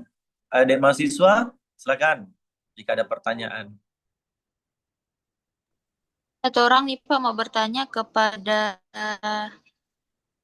nih Bang Asrofi Izan. Boleh silahkan. Baik, Assalamualaikum warahmatullahi wabarakatuh. Waalaikumsalam warahmatullahi wabarakatuh. Perkenalkan, nama saya Asrofi Irzan Hamzah dari jurusan Teknik Mesin. Saya mau bertanya, untuk peserta proposalnya ini boleh dari instansi lain nggak? Atau lingkungan Universitas Muhammadiyah Pontianak aja? Harus dari UM Pontianak. Terima kasih.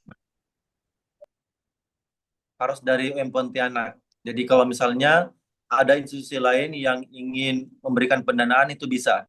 Tinggal melampirkan nanti format pendanaan. Ada di buku panduan. Gitu. Tetapi kalau mahasiswanya itu wajib dari UM Pontianak.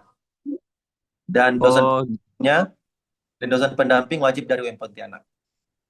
Oh, baik Pak. Terima kasih ya Pak. Sama-sama, Mas.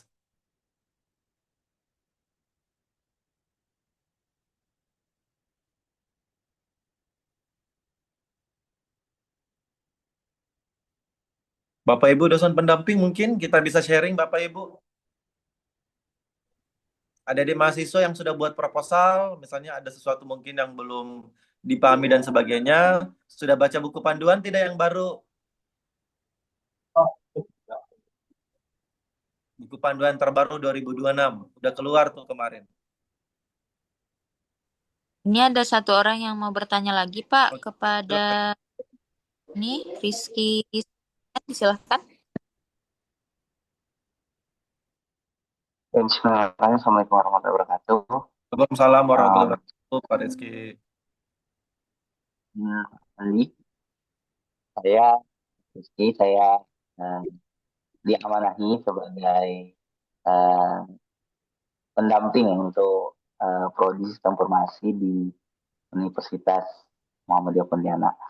Nah, saya tadi ini mungkin bahasanya tahun kedua saya sebagai pembimbing. Kemarin tahun pertama itu juga diminta, cuma saya masih belum terlalu paham berkaitan dengan PKM ini. Ya, tadi yang Bapak sampaikan bahwa PKM ini bukan hanya sekedar dosen mendampingi mahasiswa, tapi bahasanya benefitnya lebih daripada itu.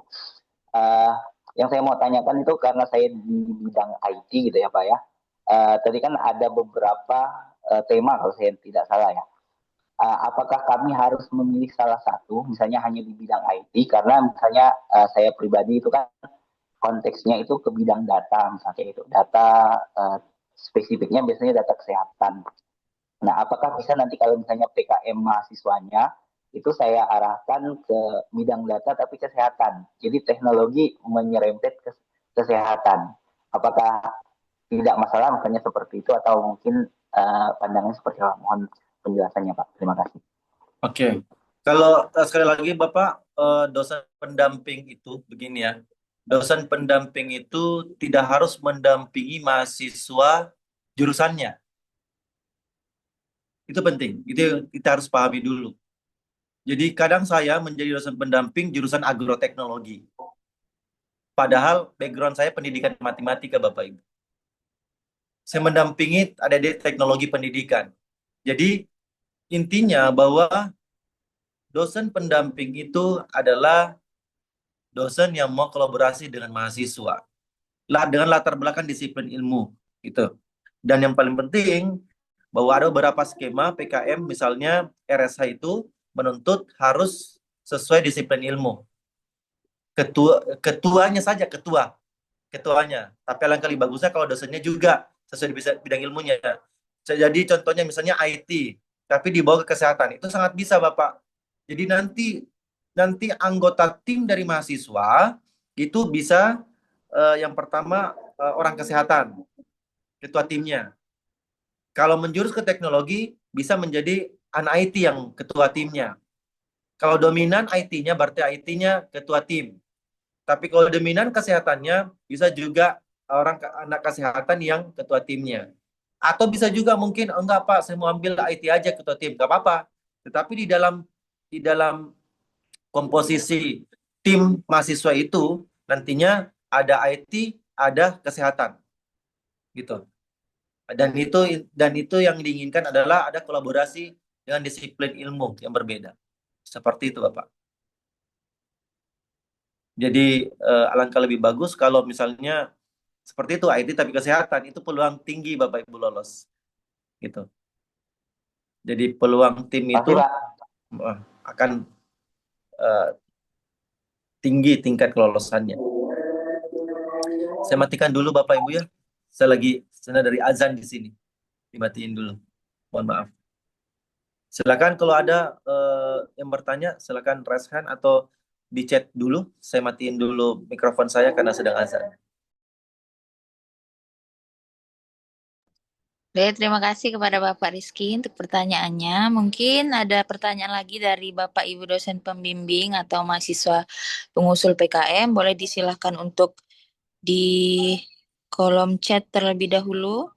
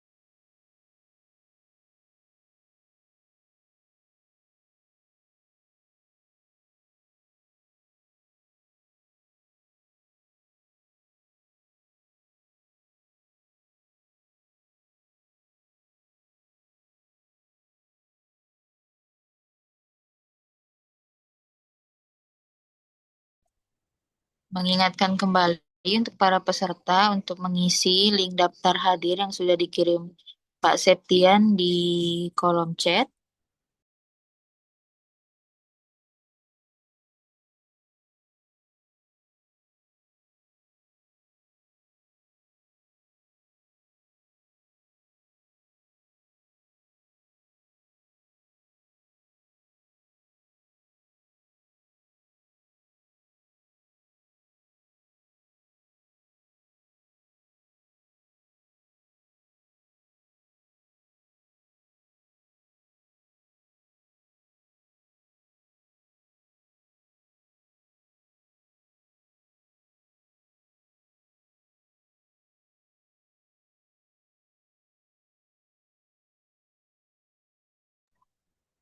Mungkin Bu Dini ada yang mau bertanya, Kak. Eh, nunggu ini kali udah saya Nggak ada agennya dari sana dari apa Bone. konfirmasi, Kak. Oke. Mm-mm. Tunggu konfirmasi Pak Andi ya, Bu.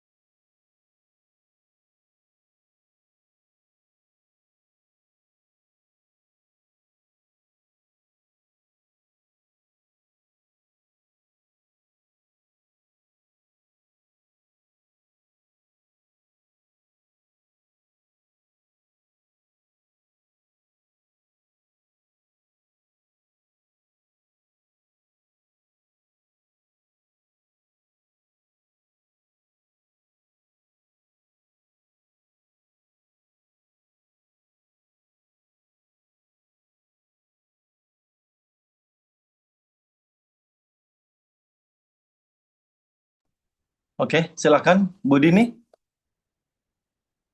Assalamualaikum Pak Andi. Assalamualaikum Bu Dini. Lama nggak Ini ketemu Bu Dini. iya, ini saya sangat terinspirasi kalau masalah PKM dengan Pak Andi perlu banyak belajar. Walaupun kami apa namanya beberapa mahasiswa saya untuk beberapa 2 tahunan ini kali ya ada yang sudah lolos gitu lolos untuk didanai tapi masih belum bisa sampai ke PIMNAS gitu. Jadi agak penasaran saya Pak.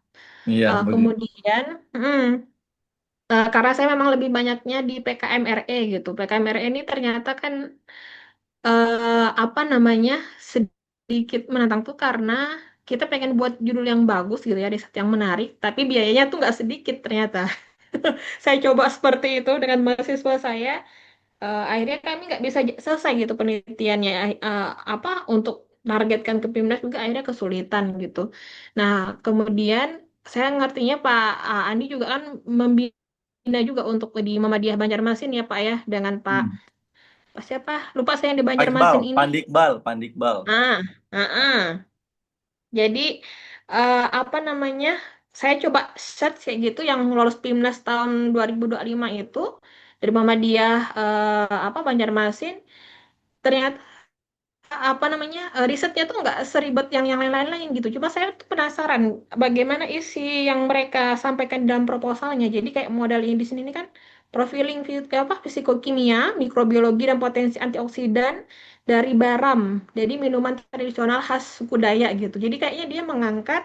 Saya ketemu satu lagi yang mirip-mirip seperti ini, Los Pimnas, sesuatu yang dari apa namanya muatan lokal seperti itu kemudian coba untuk di kalau bahasanya kayak metabolomi lah ini fisikokimianya lebih ke apa lagi kajiannya seperti apa senyawa segala macam mungkin kayak model senyawa pencirinya lah seperti itu kemudian ke selanjutnya baru dilihat aktivitasnya sebenarnya kalau yang seperti ini mungkin dengan biaya dengan dana yang dari pemerintah itu sekitar 6 sampai 7 jutaan ya Insya Allah sih cukup kalau seperti ini. Cuma saya tuh penasaran isi dalam proposalnya itu yang membuat sangat menarik tuh kayak gimana caranya? Mungkin itu Pak. Oke, Bu Dini. Oke, Bu Dini gitu ya. Memang RE itu agak complicated menurut saya. Mm-mm. Karena kalau kita lihat yang besar-besar gitu ya, gajah-gajah gitu ya, Unhas gitu ya, yang buat TRE, Unhas, UGM, IPB gitu ya, Iya. ITS, dan Undip. Mm-mm. Undip sekarang sudah mulai gitu. Kita melihat Mm-mm. bahwa hal yang nggak masuk di akal kan Bu Mm-mm. Dini kan. Hal yang nggak masuk di akal gitu kan. Itu dana dana budget PKM itu nggak cukup gitu. Uji Betul GCMS Pak. dan sebagainya kan luar biasa gitu kan. Satu Mm-mm. pengujian itu kan sangat luar biasa. Tapi memang kemarin memang dihadirkan adalah sebenarnya intinya adalah buatlah proposal yang sesuai budget gitu. Itu yang pertama intinya. Sebenarnya seperti itu. Karena sudah nanti kita berbicara lebih lebih panjang Bu Dini ya. Ada hal yang Iya Pak. nggak bisa diungkapkan mungkin di sini. Yang jelas adalah Iya. buatlah proposal yang tidak hanya teks saja. Itu yang Mm. intinya. Buatlah proposal yang menarik. buatlah proposal yang disertai dengan contoh-contoh gambar yang menggambarkan apa yang akan diriset. Hmm. Itu intinya. Karena kalau saya kan sudah pernah membaca Unhas dan sebagainya, udah semua saya baca gitu Bu Dini ya. Udah semua saya baca. Jadi intinya adalah buatlah sesuatu proposal yang menarik gitu.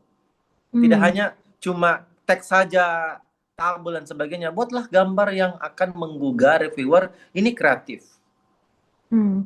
gitu. Jadi kreatif. Kemudian kemarin kan waktu di Banjarmasin mungkin kita memang lebih mengarahkan mereka ke lokal wisdomnya, kearifan Iya, lokal dan local wisdom. sebagainya. Lokal wisdomnya Hmm. itu kami juga menginfluence dari Bone kan, ayo banyak kok lokal wisdom dari Hmm. Banjarmasin tolong diangkat gitu. Jadi dan seperti itu mereka angkat, kemudian memang proposal mereka adalah harus betul-betul memang dilihat Bu Dinia, karena Hmm. memang banyak proposal di RI itu mati di tahap pertama memang. Mati di Hmm. tahap satu. Jadi ada yang beruntung lolos, ada yang bagaimana. Jadi memang mati di tahap pertama karena memang yang sangat-sangat walaupun dia tidak mati di tahap pertama, nanti akan masuk di tahap kedua itu substansi betul gitu. Hmm. Hanya apakah mereka menyajikan cuma teks saja, tiada gambar dan sebagainya. Itu wajib ada Hmm. gambarnya, wajib ada betul-betul luar biasa di dalamnya gitu. Hmm. Jadi pada saat kita baca membuka halaman pada saat metodenya, waduh luar biasa ini, waduh ini mah luar biasa gitu tuh. Berarti Hmm. itu pasti akan lolos seperti itu. Kemudian Hmm. di paling penting latar belakang. Latar Hmm. belakang intinya adalah wajib ada data, Hmm. ditopang dengan data yang valid, nggak boleh tidak, harus data valid dan semua skema seperti itu, semua skema apapun skemanya semua didukung oleh data yang valid, jangan sampai tidak, kapan datanya tidak valid nggak bisa lolos. Hmm. Karena pada saat kita membaca proposal, hal yang paling penting adalah di latar belakang. Metode itu belakangan gitu. Jadi latar belakangnya harus jelas, harus seperti apa, bagaimana, kenapa bisa peningkatan prevalensi apa gitu ya, Bu Dini ya. Iya. Kenapa bisa Hmm. meningkat, kenapa ini urgent gitu. Maka saya bilang adalah di latar belakang harus sudah terjelas terlihat bahwa proposal ini harus segera didenai. Kalau tidak didenai, maka kiamatlah dunia. Seperti itu Bu Dini.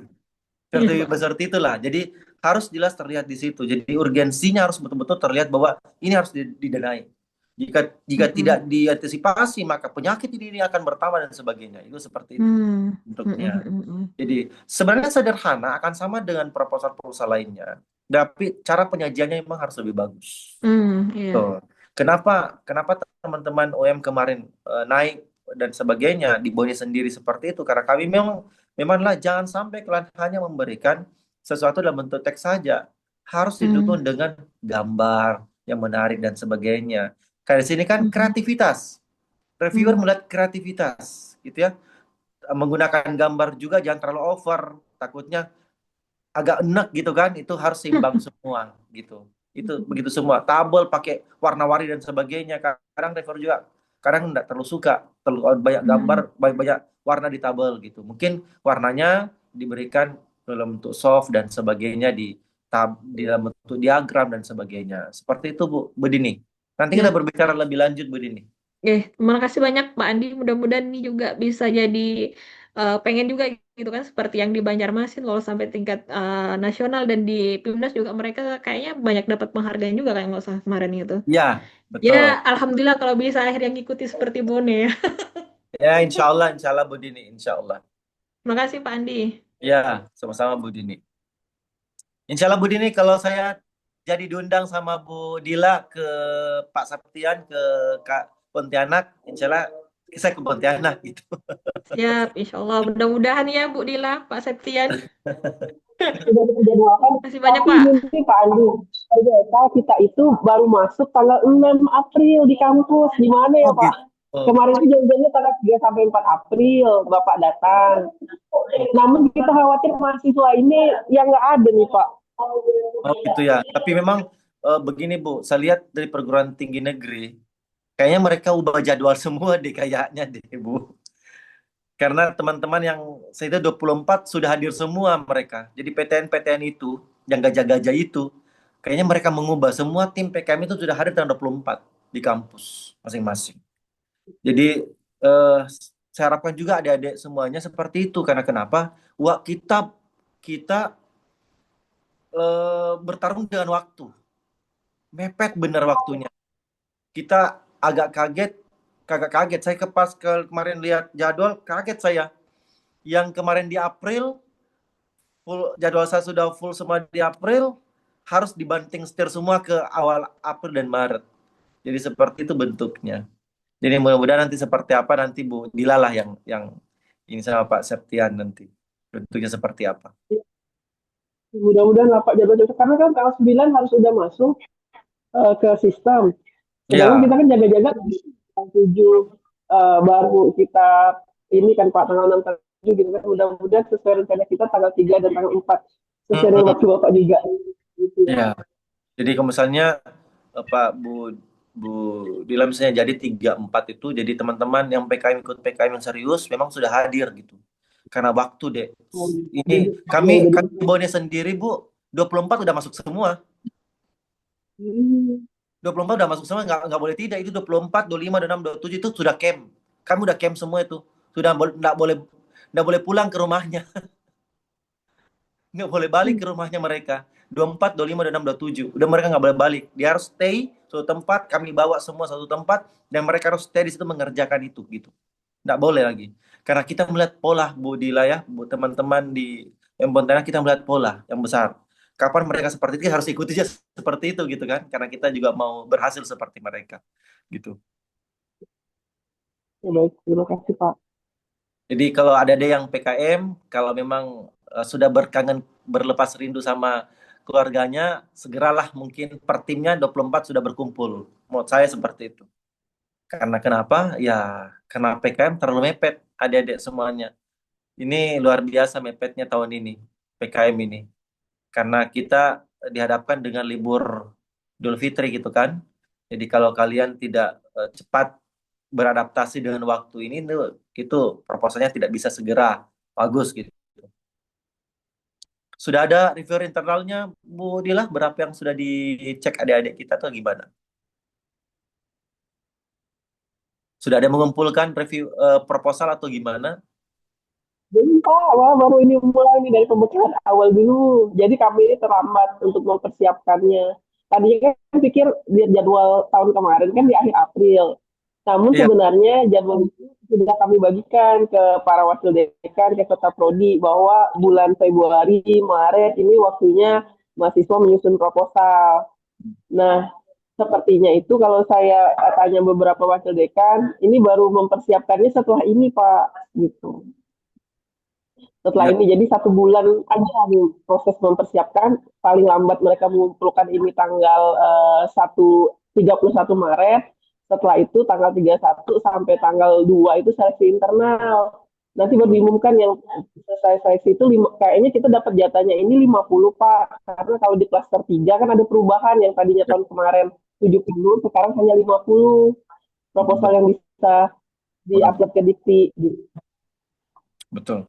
Jadi Jadi, saya begini, kan kalau nggak salah kemarin ada proposal banyak kan, itu didaur ulang aja menurut saya, di-recycle kembali gitu. Kalau saya, karena kenapa mepet kembali waktu. ide-ide ya yang masih kemarin yang sudah masuk proposalnya didaur ulang lagi kali ide-idenya yang 70 itu Ya, ya Pak ya. Jadi seleksi itu lagi paling yang cepat. 50 gitu. Itu solusi yang paling cepat, Oh, Bu Dila. Itu solusi paling cepat. Jadi dikumpulkan semua, siapa yang mau ambil ini, siapa yang cocok ini, silakan didaur ulang, diperbaiki latar belakangnya, diperbaiki sebagainya daripada membuat dari awal. Dan mungkin kalau misalnya ada yang tidak up to date lagi, ya digantilah masalahnya apa gitu ya kan. Kalau nggak salah mungkin sekarang kan tahun kemarin tahun sekarang masih sama dengan masalahnya itu. Masih sama, RSA masih sama dan sebagainya. Jadi saya pikir kalau PKM, PM dan sebagainya itu masih masih sama dengan mungkin juga dengan RE dan sebagainya masih sama. Mending solusi yang paling cepat adalah merecycle proposal yang tidak lolos kemarin, direcycle kembali. Itu lebih cepat, paling cepat itu. Karena adik kita pasti nggak mau diganggu liburannya gitu ya. Liburan Idul Fitrinya nggak mau diganggu dia. Iya. mereka nggak mau diganggu gitu kan. Jadi setelah itu makanya yang adik-adik semuanya, kalau mau lolos PKM kan intinya komitmen gitu ya. Jadi nggak apa-apa lah tahun ini mengkat beberapa hari liburnya, 24 sudah oke semua gitu. Sudah berkumpul semua dengan teman-teman timnya gitu. Itu penting sekali gitu. Karena kalau tidak, aduh, jangan sampai Nggak keburu Pak ya. nggak keburu gitu. Gitu karena saya ini menurut saya 20 dari Bone itu 29 itu udah go saya ke Tadulako. Utas Tadulako udah go saya. Jadi nggak balik sampai tanggal 7 saya ke Makassar. Nggak balik. Paling baliknya di bandara gitu. Gitu. Jadi seperti itu. Ya Pak, di kampus udah di-plotting jadwal untuk tanggal 3 sampai 4 kan Pak? Udah. Telepon CSS. 3-4. Makanya tadi saya chat Bu Dila tuh jadi nggak 3-4 karena kalau tidak Makassar ingin ambil gitu. Jadi Pak, insya Allah. Cuma itu Jadi Pak, Pak, maaf jadi ya, Pak. sekali. Nanti kalau Ganti jadi Pak. Jadi, Bu Dini hadir ya Bu, tanggal 3. Insya Allah kan udah masuk lebaran tuh kayaknya. Berarti tanggal 34 itu kami harus sudah siap proposal untuk dikomentarin kayak gitu ya Pak ya? Ya, Enggak. Bu Dini. Jadi Bu Dini yang kemarin proposalnya nggak lolos itu aja didaur ulang. Lebih cepat mungkin seperti itu. Tapi itu Pak, tadi saya ceritakan agak berat proposalnya Pak. Risetnya Pak, risetnya terutama. Iya nggak apa-apa sih Bu. Nanti kan ada Pandi Iqbal tuh. Oh iya, Pak oke. Pandi Iqbal itu kemarin kami dari Palangkaraya juga kemarin. Mm-mm. Universitas Palangkaraya. Iya, Mm-mm. UPR. Mm-mm. Alhamdulillah sudah oke semua sih sebenarnya mereka. Oke. 118 proposal kemarin. Oke. Semua. Jadi itu Ya, Pak. RE-nya Pandi Iqbal yang modifikasi Mm-mm. seperti apa, akhirnya Mm-mm. bagus gitu. Dan saya Mm-mm. pikir akan jadi sandungan gajah-gajah berikutnya nih, tuh PR ini. Ya, semoga Pak. Siap. Saya ingin jawab Pontianak seperti itu. Jadi nanti kalau RE nanti saya kasih Pandi Iqbal gitu. Kan dia memang bidangnya seperti itu gitu ya, Bu Dini. Oke, Jadi Pak. ya modifikasi seperti apa bentuknya, mau RE mau lolos seperti ini. Dia juga sudah tahu bagaimana bentuknya, bagaimana polanya. Kalau RE itu melolos seperti apa, KC, KI dan sebagainya gitu. Ya, baik Pak.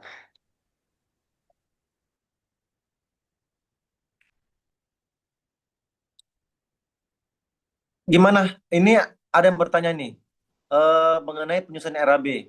Mengingat penyusunan tersebut harus realistis, apakah boleh ya bila penyusunannya malah under budget? Maksudnya under budget, jadi tidak menghasilkan penggunaan dana. Karena dapat bisa lolos atau apakah? Oke. Kalau misalnya kan dana 8 juta gitu kan, ada deh ya.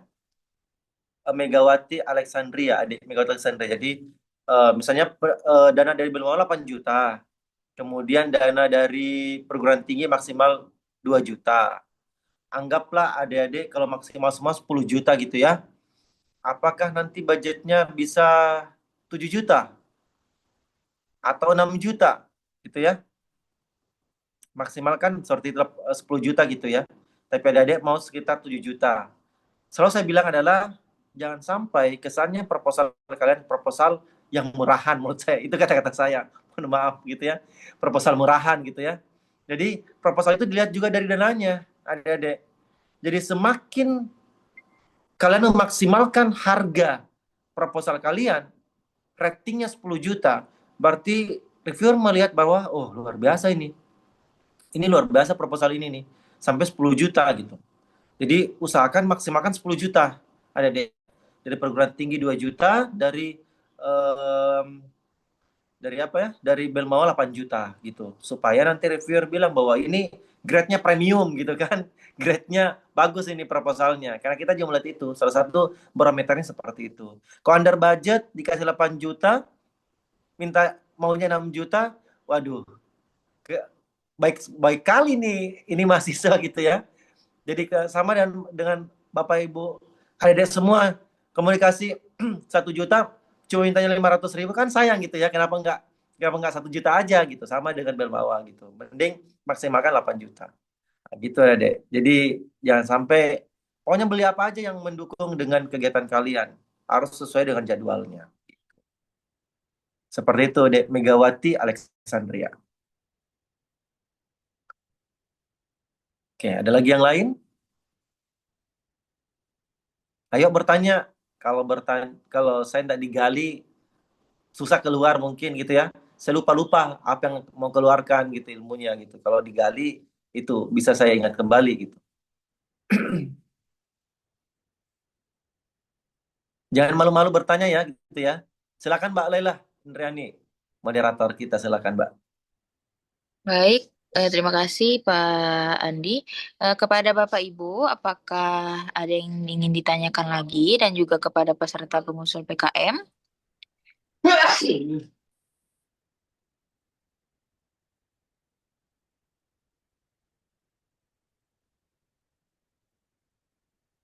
Banyak malu-malu gitu ya, Mbak Laila ya. Banyak malu-malu bertanya gitu ya. Lagi puasa kali, tidak mau terlalu banyak mengeluarkan energi kali ada di kita. Boleh teman-teman pengusul PKM jika ingin ini lebih mengasah lebih dalam lagi tentang proposal PKM-nya, mumpung masih ada sedikit waktu lagi sebelum kita tutup. Nah, saya baru ingat juga Mbak Lela. Pernah saya mereview di Pimtanas gitu ya mungkin ya. Teman-teman dari UM Pontianak gitu ya. Proposalnya bagus.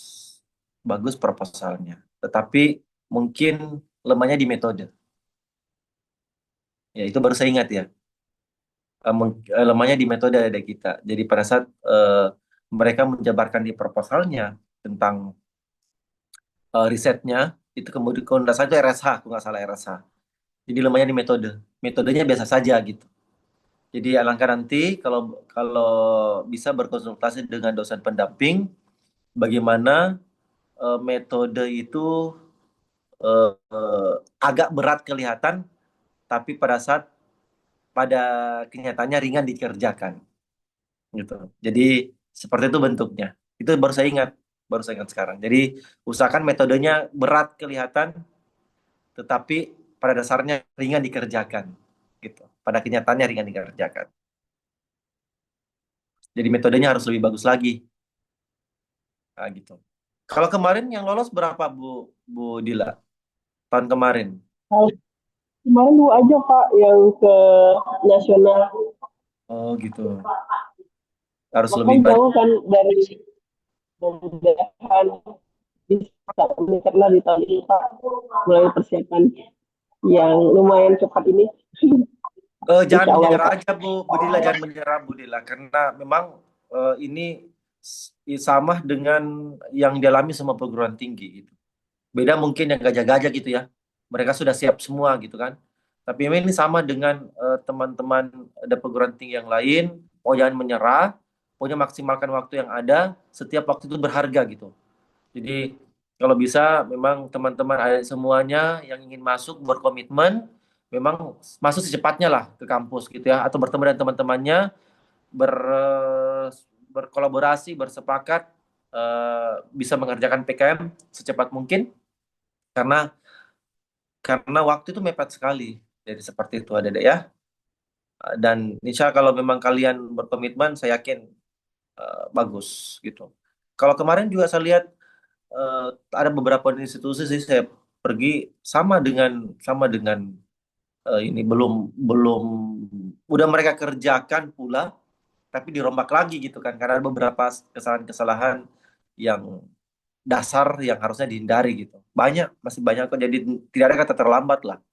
Jadi adik-adik ayo bersemangat untuk bisa buat proposal segera mungkin gitu.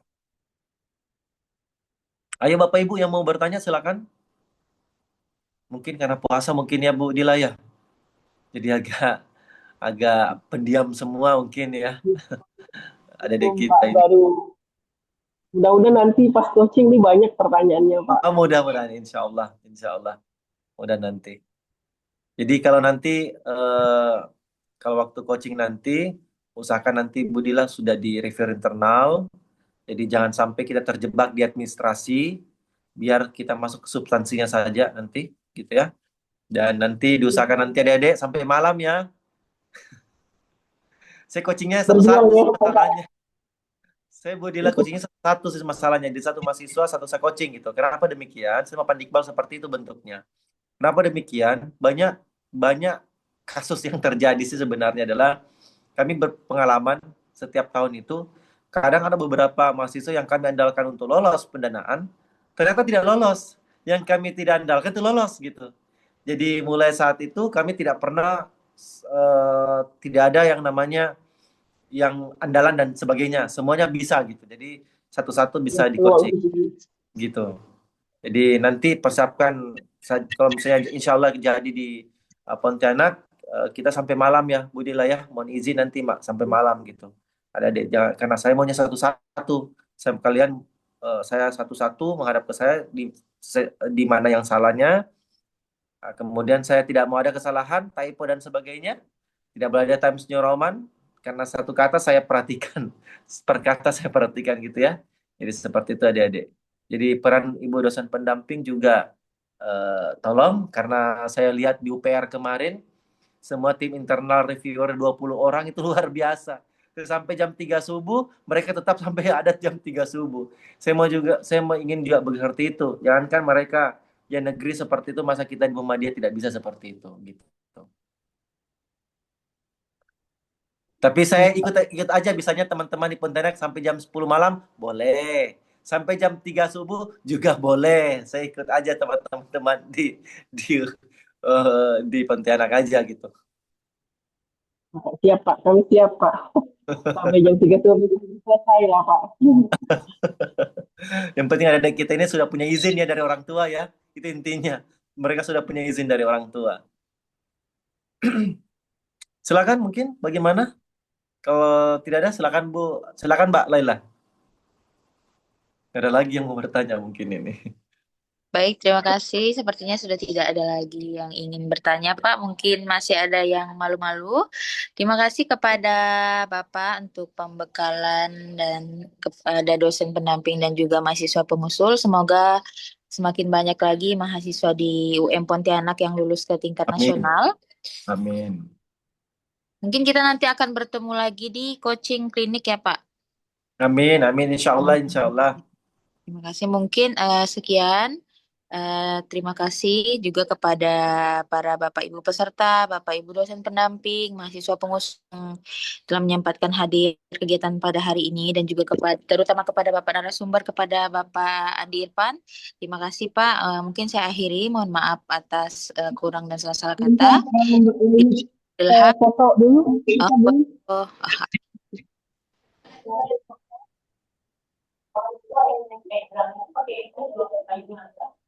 Mungkin boleh untuk peserta boleh mengaktifkan kameranya.